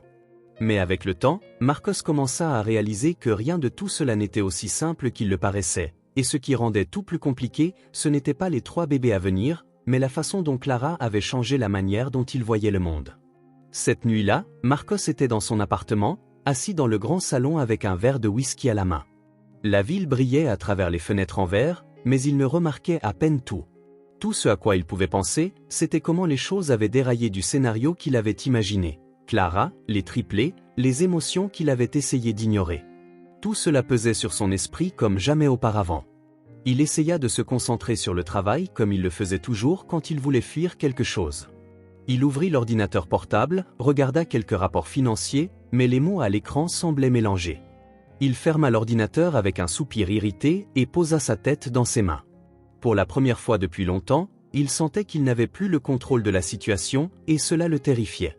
Clara faisait partie de cela. Depuis le début, il savait qu'elle était différente. Elle n'était pas comme les autres personnes qu'il connaissait, celles qui disaient ce qu'il voulait entendre ou suivaient ses ordres sans poser de questions. Clara le défiait, le provoquait, posait des questions auxquelles il ne se permettait pas de penser. Elle n'avait pas peur de le confronter, mais elle n'avait pas non plus peur de montrer de la vulnérabilité, c'était quelque chose qu'il respectait, bien qu'il l'admette rarement. Et puis il y avait les triplés. Auparavant, l'idée d'avoir un enfant était quelque chose de pratique, presque symbolique. Il voulait un héritier, quelqu'un pour continuer l'héritage de la famille. Mais maintenant qu'il y en avait 3 et qu'il pouvait entendre leurs battements de cœur, Marcos réalisait qu'il commençait à s'attacher d'une manière qu'il n'avait jamais imaginée possible. Ce n'était plus une question de nom ou d'héritage, mais de vraie vie qui dépendait de lui, de devenir père. Quelques jours plus tard, Marcos décida de rendre visite à Clara dans son appartement. Il portait un sac avec des fruits frais et quelques livres qu'il pensait pouvoir l'aider pendant la grossesse. À son arrivée, Clara était assise sur le canapé en train de manipuler une couverture qu'elle tricotait. Il fut surpris. « Tu tricotes » demanda-t-il. Elle le regarda et sourit. « J'essaie, oui. C'est pour eux. Je ne sais pas si ce sera bien, mais au moins j'essaie. » Marcos posa le sac sur le comptoir et s'assit dans le fauteuil à côté d'elle. « Tu prends ça très au sérieux, n'est-ce pas ? Et toi non plus ?» Clara demanda en levant les sourcils. « Qu'est-ce que ça veut dire ? » « C'est énorme, Marcos, 3 bébés ne se prêtent pas à faire semblant que ce n'est qu'une autre tâche sur ta liste de choses à faire. » Il resta silencieux un moment. « Je sais. C'est pourquoi je suis là. Je crois que je dois mieux comprendre ce que je ressens et ce que tu ressens. » Elle demanda sans détourner les yeux du tricot. « C'est compliqué ?» Il répondit en posant les coudes sur ses genoux. « J'ai toujours pensé que ce serait pratique, avoir un enfant, m'en occuper, préparer l'avenir. Mais maintenant, avec tout ça, les triplés, tu es différente. » Clara arrêta ce qu'elle faisait et le regarda différemment. Marcos soupira. « Je m'en soucie plus que je ne le pensais, non seulement pour eux, mais pour tout ça, pour toi, et ça me fait peur. » Elle fut surprise par son honnêteté. Ce n'était pas commun d'entendre Marcos parler ainsi, mais en même temps, elle pouvait voir qu'il luttait pour comprendre ce qu'il ressentait. « C'est normal d'avoir peur, Marcos. C'est grand, mais avoir peur ne signifie pas que tu ne peux pas gérer ça. » Marcos commença à remettre en question tout ce que signifiait être père. Serait-il capable d'aimer ses bébés comme il le méritait? Et qu'en est-il de Clara? Faisait-elle partie de cet avenir, ou continuerait-il à prétendre que tout n'était qu'un accord? Ces questions le poursuivaient, et pour la première fois, il n'avait pas les réponses. Une nuit, alors qu'il se promenait en ville pour éclaircir son esprit, il passa par un parc où un père jouait avec ses enfants. Les rires des enfants résonnèrent dans l'air et Marcos s'arrêta un moment pour observer. Il essaya de s'imaginer dans cette situation, jouer au ballon, raconter des histoires, être quelqu'un en qui ses enfants pourraient avoir confiance. L'idée semblait si distante, si en dehors de sa zone de confort, mais en même temps, il ressentit une étrange chaleur dans sa poitrine. C'était un sentiment nouveau, quelque chose qu'il ne pouvait nommer, mais qu'il savait être important. Marcos réalisa que pour la première fois, il affrontait quelque chose qu'il ne pouvait pas simplement contrôler ou planifier. C'était un dilemme réel, quelque chose qui demandait plus que de la logique ou des stratégies, et aussi effrayant que cela puisse être, il savait qu'il devait y faire face. Pas pour lui, mais pour les triplés, et peut-être aussi pour Clara. La routine de Clara et Marcos commençait à trouver un rythme, malgré tout, les consultations, les préparatifs, les conversations que ni l'un ni l'autre n'admettraient être importantes. Tout faisait partie d'un équilibre étrange mais fonctionnel. Puis, Raphaël Brandao apparut, et c'était comme si quelqu'un avait secoué le plateau de jeu, faisant tomber toutes les pièces. Raphaël était avocat et un vieil ami de Marcos, quelqu'un qu'il connaissait depuis les temps de l'université. Contrairement à Marcos, qui avait une posture rigide et professionnelle presque tout le temps, Raphaël avait une légèreté naturelle. C'était le genre de personne qui pouvait transformer n'importe quelle salle en un endroit plus détendu simplement par sa présence, avec ses cheveux bruns bien coupés et son sourire facile. Raphaël était un contraste frappant avec le sérieux de Marcos. La première fois que Clara rencontra Raphaël, c'était un matin qui semblait comme tous les autres. Elle était dans l'appartement, ajustant les meubles du berceau, quand elle entendit la sonnette. Pensant que c'était Marcos, elle ouvrit la porte sans demander, mais à sa grande surprise, elle se retrouva face à un homme qu'elle n'avait jamais vu auparavant. « Vous devez être la célèbre Clara », dit-il en tendant la main avec un sourire chaleureux. « Je suis Raphaël, un ami de longue date de Marcos. » Clara hésita un moment avant de serrer sa main. « Ah bien sûr, entre. Marcos n'est pas là, mais il devrait arriver bientôt. » « Parfait, ainsi j'ai l'occasion de te rencontrer avant lui, » répondit Raphaël en entrant dans l'appartement comme s'il était un vieil ami, pas quelqu'un qui venait juste d'être présenté.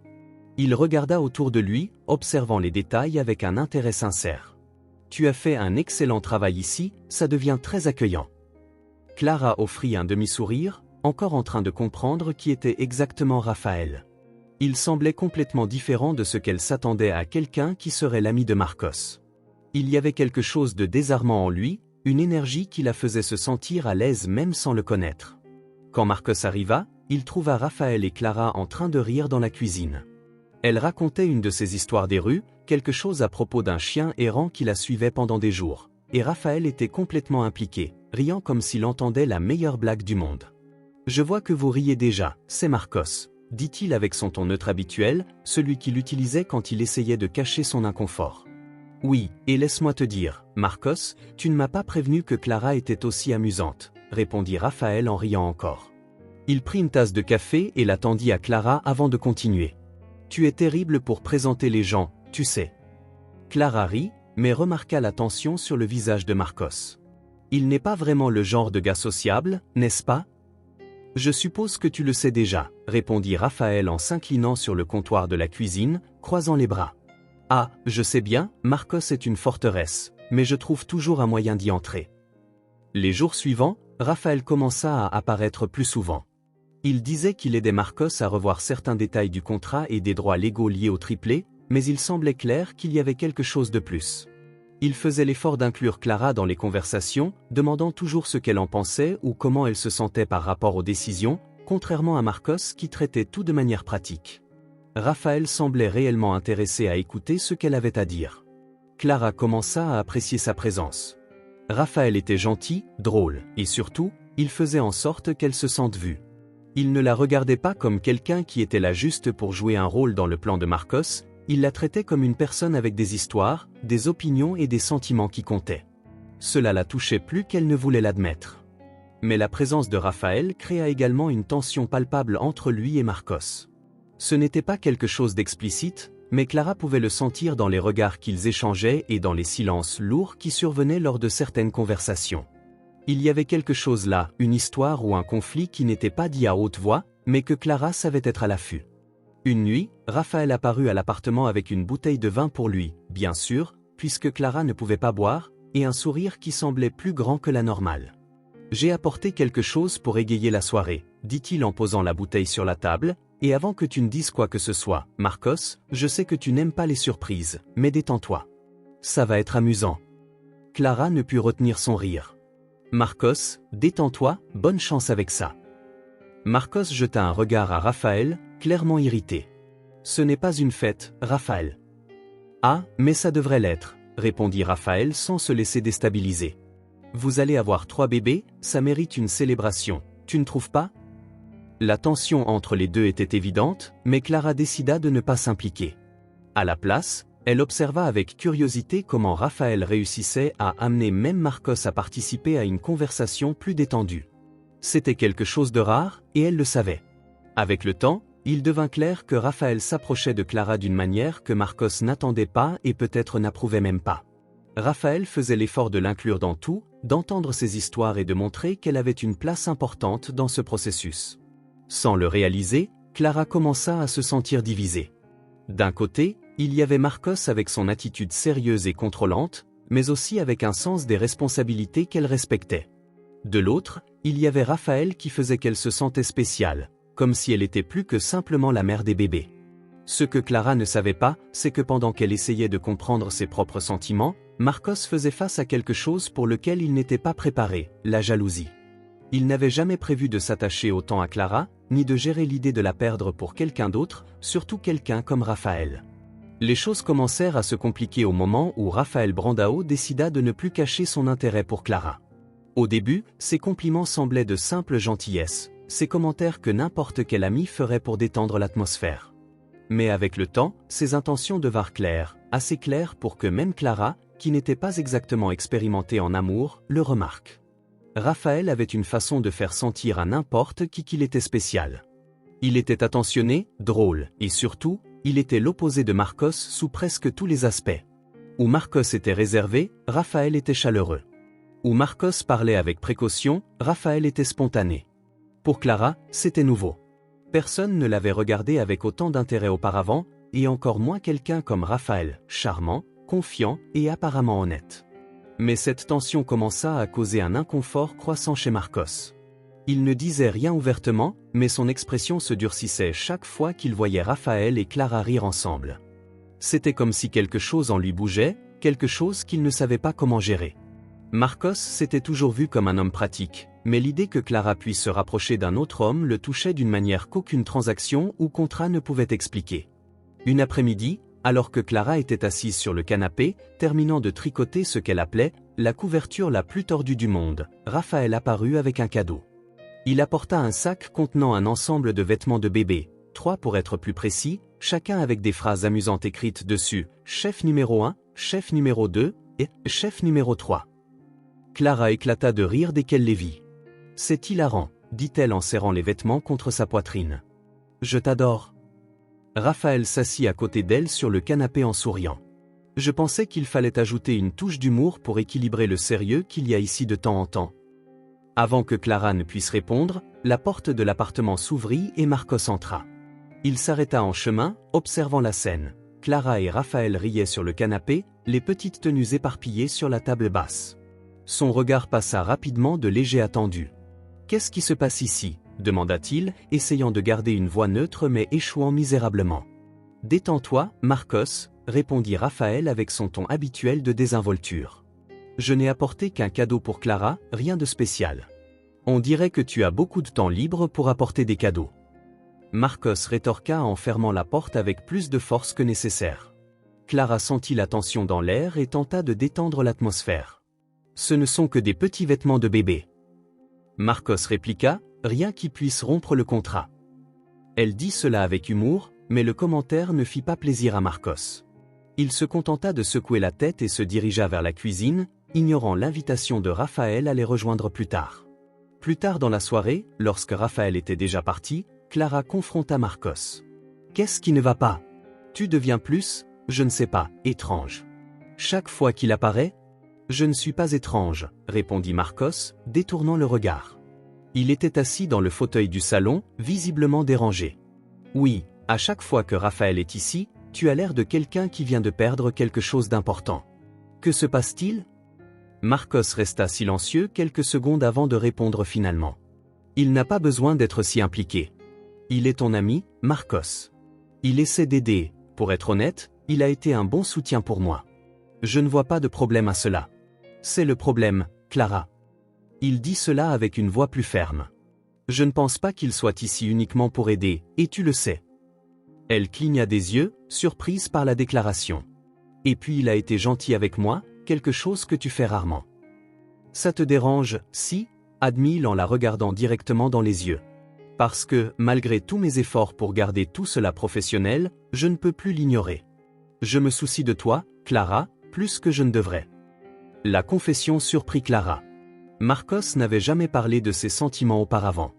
Il avait toujours été l'homme du contrôle, du contrat, de la logique, et maintenant il admettait quelque chose qui allait à l'encontre de tout cela. Marcos, commença-t-elle, mais il leva la main pour l'interrompre. Tu n'as rien à dire pour le moment, dit-il en se levant du fauteuil. Je voulais juste que tu le saches. Clara resta éveillée pendant des heures cette nuit-là, réfléchissant à la confession de Marcos et au comportement de Raphaël. Elle ne savait pas quoi faire de tout cela. D'une part, Raphaël la faisait se sentir spéciale, quelque chose qu'elle n'avait pas expérimenté depuis longtemps, voire jamais. D'autre part, il y avait Marcos, qui, malgré tous les défis, avait été une constante dans sa vie depuis le début de cette aventure. Elle ne savait pas ce qu'elle ressentait, tout ce qu'elle savait, c'était que la situation avait dégénéré. Ce qui était autrefois un simple contrat était maintenant bien plus compliqué. Et tandis que les triplés continuaient de grandir en elle, Clara savait que d'une manière ou d'une autre, elle devrait faire un choix. Marcos Santana était à la limite. Il avait toujours été bon pour maintenir les choses, tant dans les affaires que dans la vie personnelle, mais Raphaël Brandao testait toutes ses limites. Ce n'était pas seulement la présence constante de l'ami, qui semblait toujours apparaître aux moments les plus inopportuns, c'était la façon dont Raphaël agissait avec Clara, les sourires, les conversations faciles, la manière naturelle de la faire rire. Cela commençait à ronger Marcos de l'intérieur parce que Raphaël la faisait ressentir quelque chose qu'il ne voulait pas admettre, de la jalousie. Tout atteignit son apogée un après-midi. Clara avait mentionné que Raphaël l'emmènerait acheter quelques affaires pour les bébés. Marcos ne savait pas expliquer pourquoi cela le dérangeait autant, mais il savait qu'il ne pouvait pas ignorer cela. Alors, quand Raphaël apparut pour chercher Clara, Marcos l'attendait déjà avec une expression sérieuse et des yeux qui laissaient clairement entendre qu'il n'était pas là pour plaisanter. « Nous pouvons parler », dit Marcos avant que Clara n'ait la chance d'ouvrir la porte pour sortir. Il n'attendit pas de réponse et fit un geste de la tête à Raphaël de le suivre jusqu'au balcon. Raphaël leva un sourcil, intrigué, mais accepta. Une fois que les deux étaient seuls, Marcos ferma la porte en verre et se tourna vers Raphaël. « Qu'est-ce que tu penses que tu fais ?» demanda Raphaël en croisant les bras sans perdre son sourire. « Je ne sais pas de quoi tu parles, Marcos. Sois plus spécifique, tu sais exactement de quoi je parle. » Marcos rétorqua d'une voix basse mais chargée de tension. « Tu es ici très fréquemment et la façon dont tu agis avec Clara n'est pas seulement de l'aide, c'est plus que ça. » Le sourire de Raphaël diminua mais ne disparut pas complètement. Il inclina la tête sur le côté comme s'il évaluait la situation. « Tu es jaloux, c'est ça ?» Marcos hésita un instant mais ne détourna pas le regard. « Ce n'est pas à propos de moi, c'est à propos de toi. Clara traverse beaucoup de choses en ce moment et ce qu'elle a le moins besoin, c'est de quelqu'un qui profite de la situation. » Raphaël répéta avec surprise évidente dans son ton. « Tu es sérieux ? Car, d'après ce que je sais, c'est toi qui as mis Clara dans cette situation. » Les mots de Raphaël frappèrent Marcos comme un coup de poing, mais il ne laissa rien paraître. Il respira profondément, essayant de rester calme. « Ça ne change pas le fait que tu franchis une ligne. Elle fait partie de quelque chose de bien plus grand, quelque chose qui ne te concerne pas, qui ne me concerne pas. » Raphaël répliqua en croisant les bras. « Maintenant, ton ton est plus ferme. Marcos, tu ne réalises pas à quel point tu compliques les choses. Tu traites tout comme si c'était un contrat. Comme si les gens étaient des pièces d'échecs que tu peux déplacer comme bon te semble. Mais Clara n'est pas une pièce dans ton jeu, c'est une personne et oui, je me soucie d'elle plus que toi. » Marcos serra les dents mais ne répondit pas immédiatement. Il savait que Raphaël avait raison, au moins en partie. Il avait toujours abordé tout comme une transaction, quelque chose de pratique et sans complications émotionnelles, mais avec le temps, tout avait changé.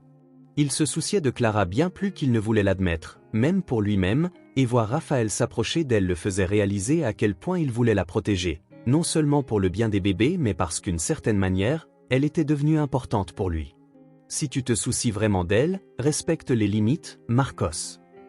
Finalement, Marcos dit avec une voix ferme, elle a déjà beaucoup à gérer, pas besoin que tu compliques les choses.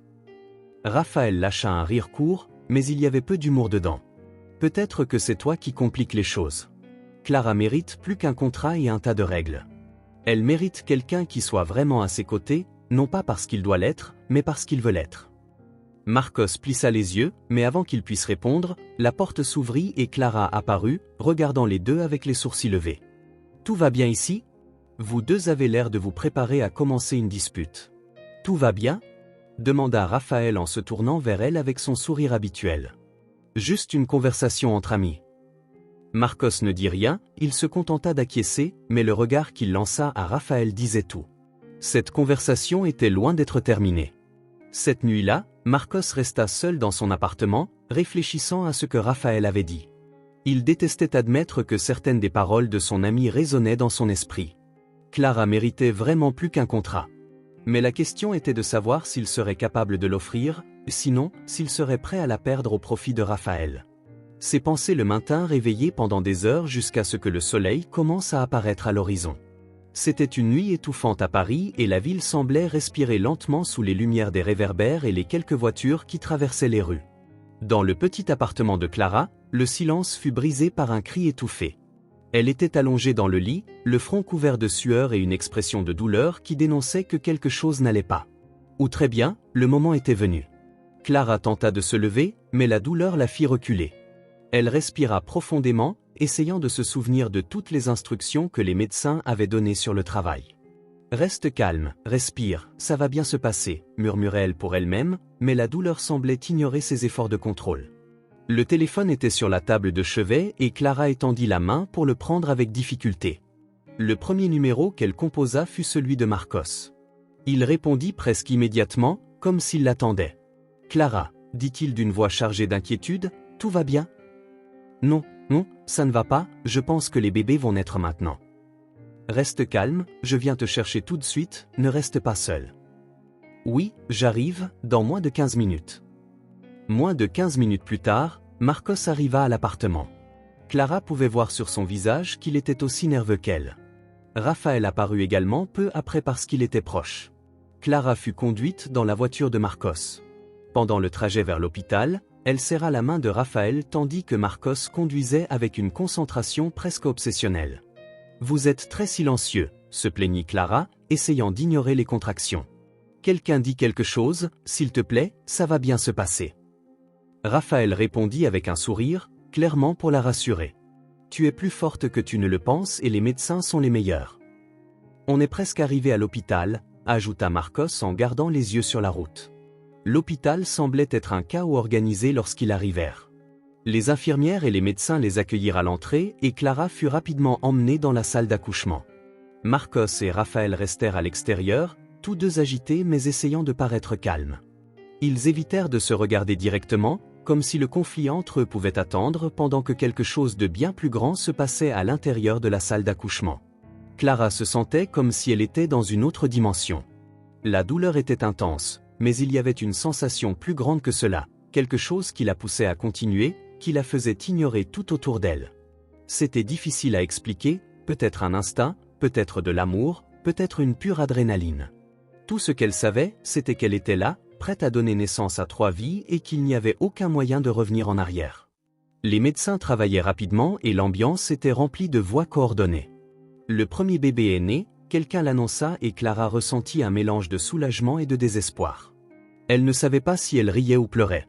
Peu après, le son le plus beau du monde emplit la salle, le cri d'un nouveau-né. Clara ne put retenir ses larmes alors que le premier bébé était placé près d'elle pendant quelques secondes avant d'être emmené pour les soins initiaux.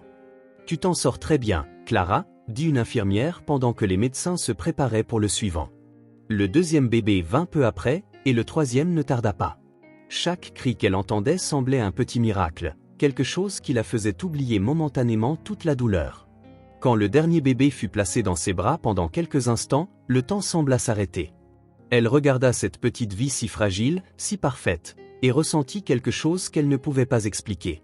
C'était comme si tout ce qu'elle avait traversé dans sa vie, toutes les difficultés, toutes les douleurs, en valaient la peine pour arriver à ce moment-là. Pendant ce temps, à l'extérieur, Marcos et Raphaël attendaient anxieusement.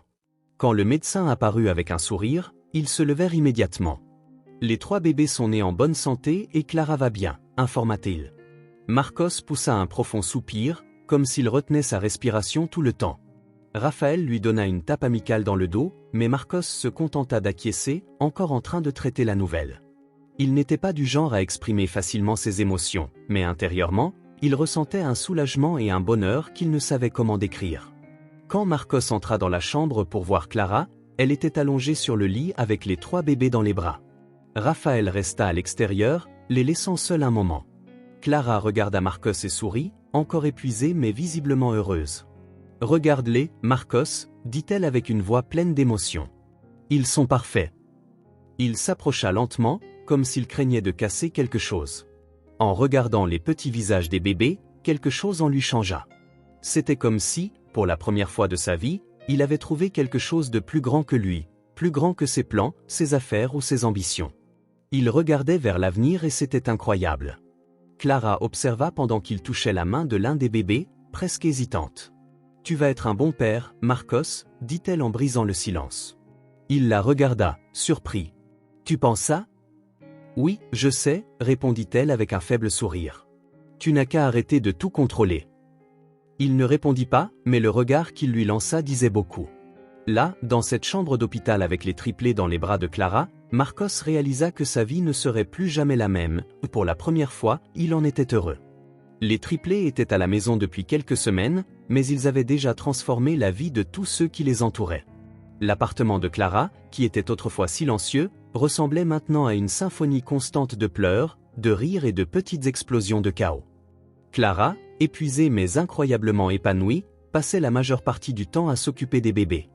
Il y avait une équipe d'infirmières que Marcos avait engagée, mais Clara tenait à être présente à tous les moments importants.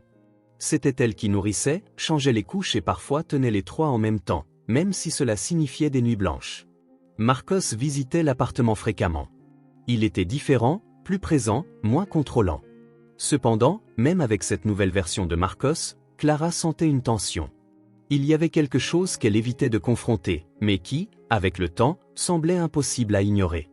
Elle s'était attachée non seulement au bébé, mais aussi à l'idée d'être leur mère. Le plan original, qui semblait si simple au début, paraissait maintenant insupportable.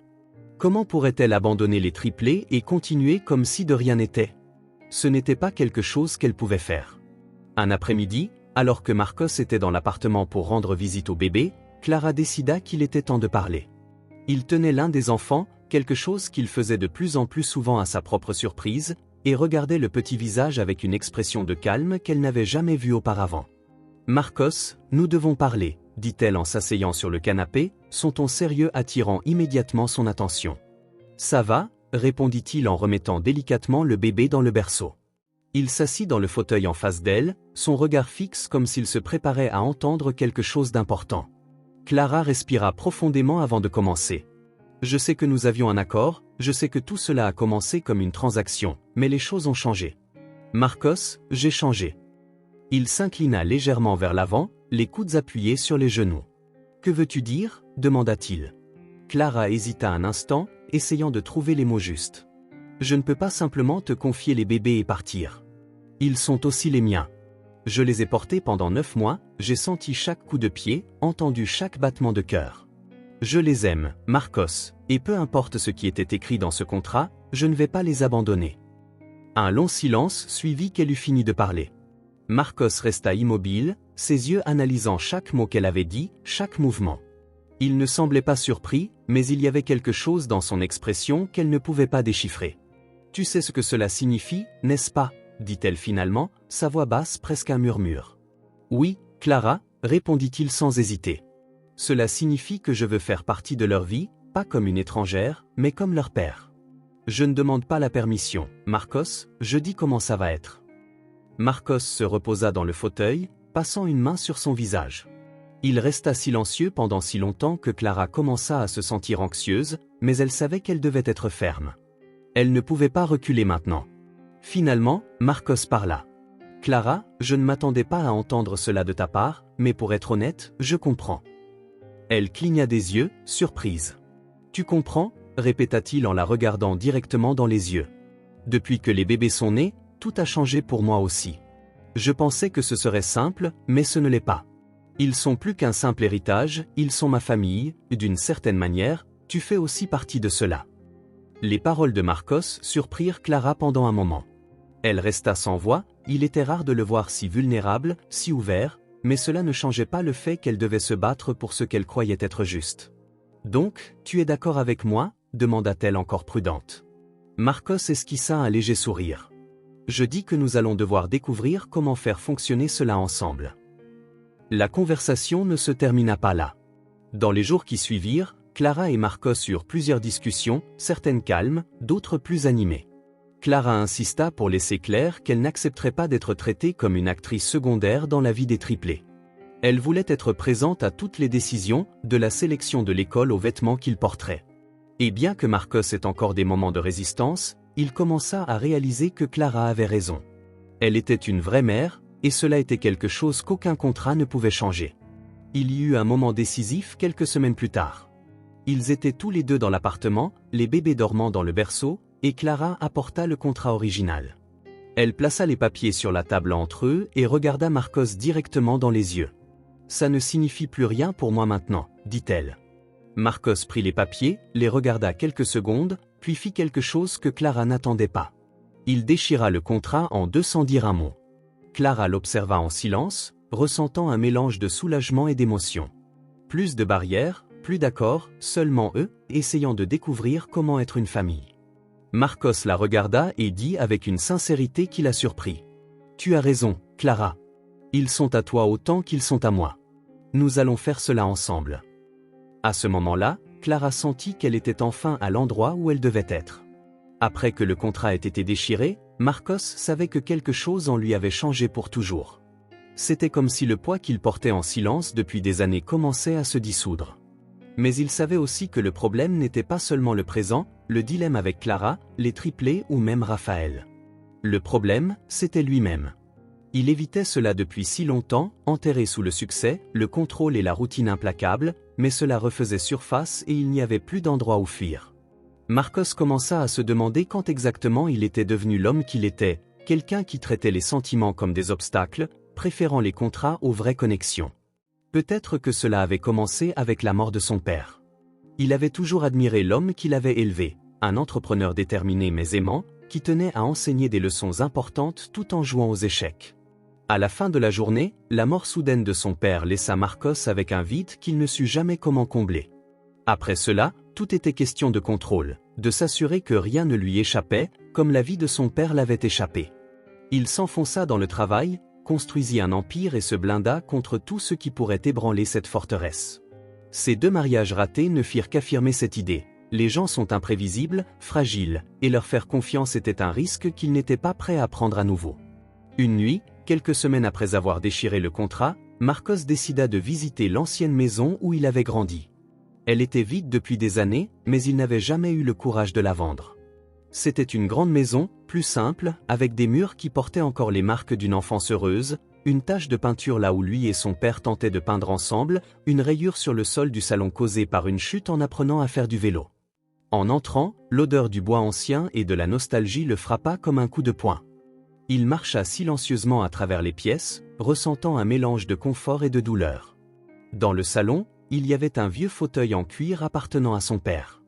Marcos s'assit dedans, presque en espérant entendre sa voix à nouveau, racontant une histoire sur les affaires ou l'importance de tenir parole. À ce moment-là, quelque chose se brisa. Marcos sentit un nœud dans la gorge, pour la première fois en de nombreuses années, il laissa les larmes couler. Il réalisa qu'il avait passé toute sa vie à essayer d'être comme son père tout en faisant tout pour éviter de ressentir ce qu'il ressentait. Son père était un homme fort, mais il n'avait pas peur de montrer de l'amour et de la vulnérabilité. D'un autre côté, il avait vécu dans la peur de tout ce qui pourrait le faire paraître faible. Il resta là pendant des heures, se remémorant ce qu'il avait appris de son père tout en reconnaissant où il avait échoué. Il comprit qu'au fond, il avait peur d'être blessé à nouveau, de faire confiance et de perdre. C'est pourquoi il avait construit des murs si hauts qu'il s'était isolé de ce qui importait vraiment. En quittant la maison cette nuit-là, Marcos savait qu'il devait changer, non pas pour Clara, ni pour les triplés, mais pour lui-même. Il ne pouvait pas continuer à vivre comme si les sentiments étaient des ennemis. Il ne pouvait pas être le père dont ses enfants avaient besoin ou l'homme que Clara pourrait vouloir à ses côtés s'il ne faisait pas face à ce qu'il gardait en lui. Le lendemain, Marcos prit une décision. Il chercha un thérapeute, quelque chose qu'il n'aurait jamais imaginé faire. S'asseoir et parler de lui-même semblait ridicule, mais il savait que c'était nécessaire. Au cours des séances, il commença à explorer des choses qu'il avait enfouies depuis des années. La perte de son père, la peur d'échouer, le sentiment que, peu importe le succès qu'il obtenait, cela ne serait jamais suffisant. Peu à peu, il commença à comprendre que le contrôle n'était pas tout ce que la vie était réellement. Il s'agissait des moments où l'on se permettait de ressentir, même si cela signifiait s'exposer au risque de douleur. Et plus important encore, il réalisa qu'aimer, que ce soit comme père, partenaire ou ami, était le plus grand défi de tous, mais aussi la plus grande récompense. Un jour après l'une des séances, Marcos décida de rendre visite à Clara. Elle était dans la chambre des bébés, chantant doucement tout en berçant l'un des triplés dans ses bras. La scène le fit s'arrêter à la porte, observant en silence. Il ressentit la chaleur du moment, un mélange d'amour et de gratitude qui semblait l'écraser et le soulever en même temps. Clara remarqua sa présence et sourit. « Tu vas bien ?» demanda-t-elle. « J'essaie de rester » répondit-il. En entrant dans la chambre, il s'approcha et prit l'un des bébés dans le berceau avec précaution. « Tu sais, Clara, je pense que j'ai passé toute ma vie à éviter cela, mais maintenant que je suis ici, tenant ces petits, je me rends compte que c'est la chose la plus importante que j'ai jamais faite. » Elle le regarda longuement avant de répondre. « Il n'est jamais trop tard pour commencer, Marcos. » Et à ce moment-là, il sut qu'elle avait raison. Affronter son passé avait été difficile mais nécessaire, car c'est seulement ainsi qu'il pourrait être le père et peut-être l'homme qu'il avait toujours voulu être. Après que Marcos ait rompu le contrat et clarifié qu'il voulait construire une vie aux côtés de Clara et des triplés, quelque chose changea dans son cœur. Bien que Clara soit soulagée qu'il ait enfin reconnu son importance en tant que mère, un doute planait toujours. Il y avait aussi Raphaël, avec son caractère chaleureux et décontracté, qui n'avait jamais caché qu'il voulait plus qu'une simple amitié avec elle. Clara savait qu'elle faisait face à un choix difficile, mais au fond, quelque chose en elle commençait déjà à se définir. C'était un après-midi tranquille et Clara était assise sur le petit canapé de l'appartement, berçant l'un des bébés dans ses bras. Raphaël était venu lui rendre visite et était assis sur la chaise à côté, conversant avec elle de manière légère et détendue comme il le faisait toujours. Il plaisantait sur le fait qu'elle semblait déjà une mère expérimentée malgré sa jeunesse dans ce rôle. « Clara, tu as un don », dit-il en souriant tandis qu'il observait le bébé se calmer dans ses bras. « Tout le monde ne peut pas gérer trois en même temps et encore sourire », répondit-elle en secouant la tête. « Je ne sais pas si c'est un don, Raphaël. Parfois, je pense que c'est pure ténacité. » « Ténacité ou non, tu es incroyable, » répondit-il avec un regard qui laissait clairement entendre qu'il était sérieux. « Eh bien, je voulais juste que tu saches que je suis là, peu importe ce qui se passe. » Clara le regarda, ressentant la sincérité dans chaque mot. Raphaël était tout ce qu'elle pouvait attendre d'un partenaire, gentil, amusant, et il l'aimait clairement. Mais malgré tout ce qu'elle souhaitait, quelque chose semblait manquer. Ce n'était pas de sa faute, c'était simplement que chaque fois qu'elle pensait à l'avenir, c'était Marcos qu'elle imaginait à ses côtés, malgré toutes ses imperfections. Plus tard dans la journée, après le départ de Raphaël, Marcos apparut. Il avait un regard fatigué, comme quelqu'un qui avait trop réfléchi et trop peu dormi. Il s'assit sur le canapé à côté de Clara et observa un moment pendant qu'elle berçait les bébés. « Tu as l'air tranquille, » dit-il avec un sourire presque imperceptible. « C'est juste une apparence, » répondit-elle en souriant. « À l'intérieur, ma tête est en désordre. » Marcos secoua lentement la tête, comme s'il comprenait exactement ce qu'elle voulait dire. « Clara, je sais que les choses n'ont pas été faciles. Je sais que je n'ai rien rendu plus simple pour toi, mais malgré tout, tu as été incroyable. Et je veux juste que tu saches que j'essaie de m'améliorer. » Elle le regarda, surprise par son honnêteté. Ce n'était pas courant pour Marcos de s'ouvrir ainsi. Il avait toujours été plus réservé, plus direct, mais à ce moment-là, il semblait vraiment vulnérable. « Tu as déjà beaucoup changé, Marcos, » répondit-elle d'une voix douce. « Et je le vois, mais je ne sais toujours pas quoi faire. » Les jours suivants furent remplis de réflexions pour Clara. Elle pensait à Marcos, à Raphaël, au bébé, et à ce qu'elle voulait à ses côtés, non seulement pour elle, mais aussi pour ses enfants.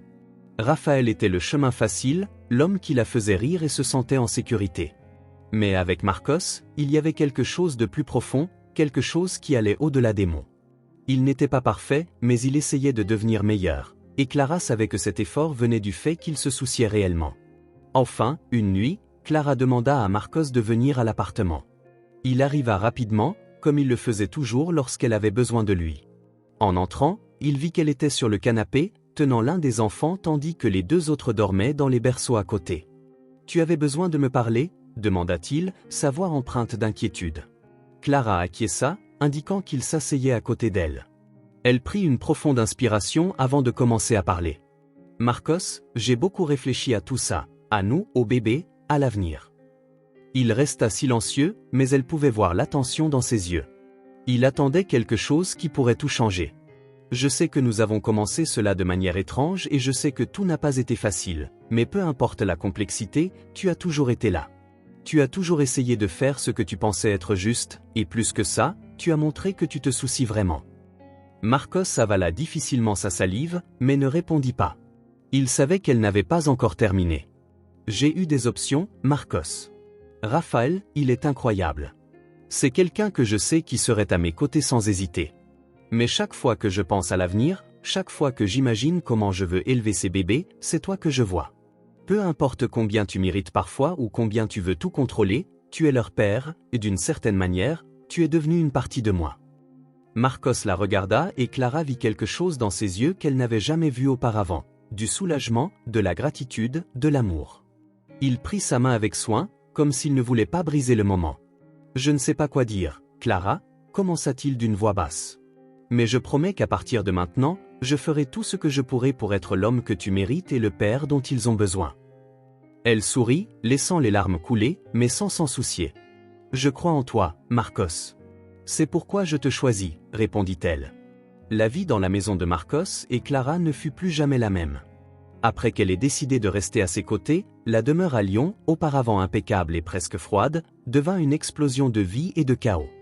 Les jouets étaient éparpillés partout, le bruit des bébés remplissait les couloirs et l'odeur du café frais se mêlait à celle des couches et des produits de nettoyage. C'était un désordre merveilleux, pour Marcos, cela ressemblait enfin à un foyer. Clara s'adaptait encore au rythme de cette nouvelle vie. Avant, elle n'était que Clara, une femme qui avait survécu dans les rues, une personne qui n'avait jamais eu beaucoup de certitude. Maintenant, elle était mère de 3 bébés et d'un homme qui apprenait peu à peu à montrer ses émotions. C'était comme si chaque jour était une petite victoire, même s'il apportait aussi des défis inattendus. Marcos, pour sa part, apprenait à être moins contrôlant. Il avait encore ses moments, un regard irrité quand quelqu'un ne pliait pas un vêtement parfaitement ou quand les bébés pleuraient sans arrêt et qu'il ne savait pas quoi faire. Mais Clara était toujours là, riant et lui rappelant que la perfection n'était pas l'objectif. Un matin, alors que Marcos prenait son café dans la cuisine, Clara apparut avec l'un des bébés dans ses bras. Le petit bavait sur une petite serviette que Clara tenait habilement. Marcos leva les yeux et sourit en voyant les deux. « Regarde-toi, multitâche, » dit-il en plaisantant, mais avec une admiration sincère. « Ah, c'est facile, » répliqua Clara avec humour. « Si tu ignores le fait que je ne dors pas depuis 2 jours. » Marcos rit et se leva, allant la rejoindre pour prendre le bébé de ses bras. « Va te reposer, je m'occupe de lui. » Elle leva un sourcil méfiant. « Tu t'occupais de lui, tu es sûre ? » Clara, je sais comment changer une couche maintenant. J'ai appris, et ce n'est pas seulement en lisant le manuel, d'accord ? Il regarda le bébé et sourit. « Fais-moi confiance. » Elle rit, tendant le petit. « D'accord, monsieur père de l'année.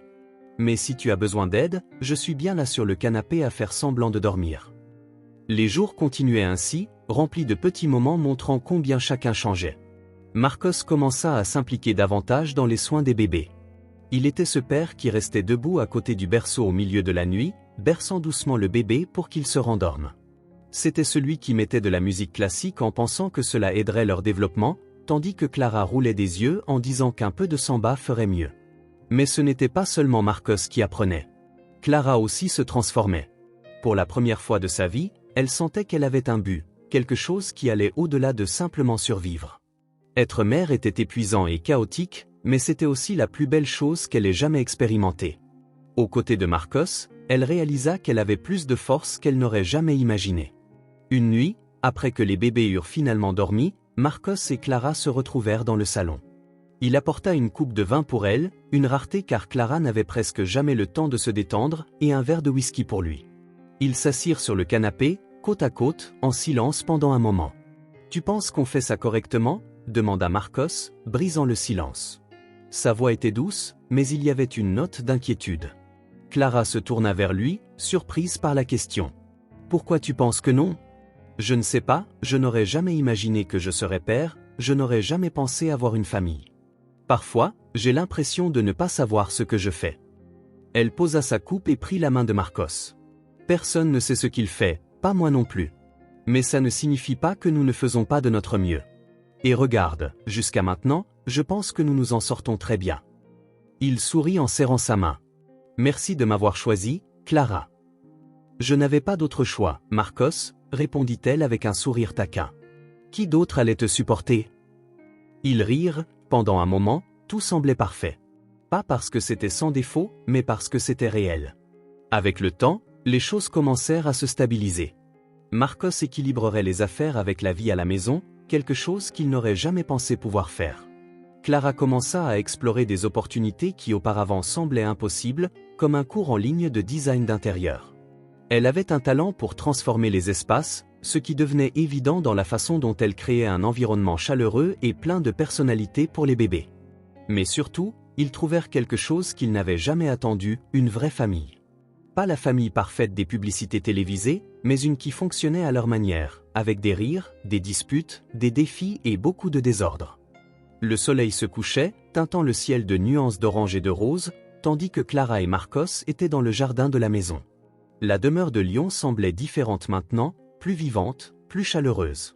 C'était comme si le rire des bébés et l'amour qu'ils avaient construit avaient transformé tout, remplissant chaque recoin d'une énergie qui n'existait pas auparavant.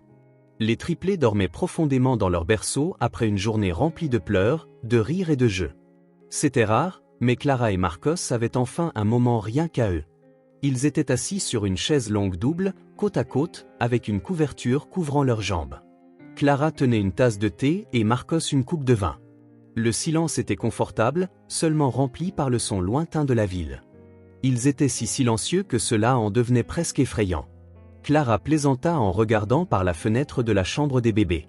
« Marcos, le silence avant la prochaine tempête ?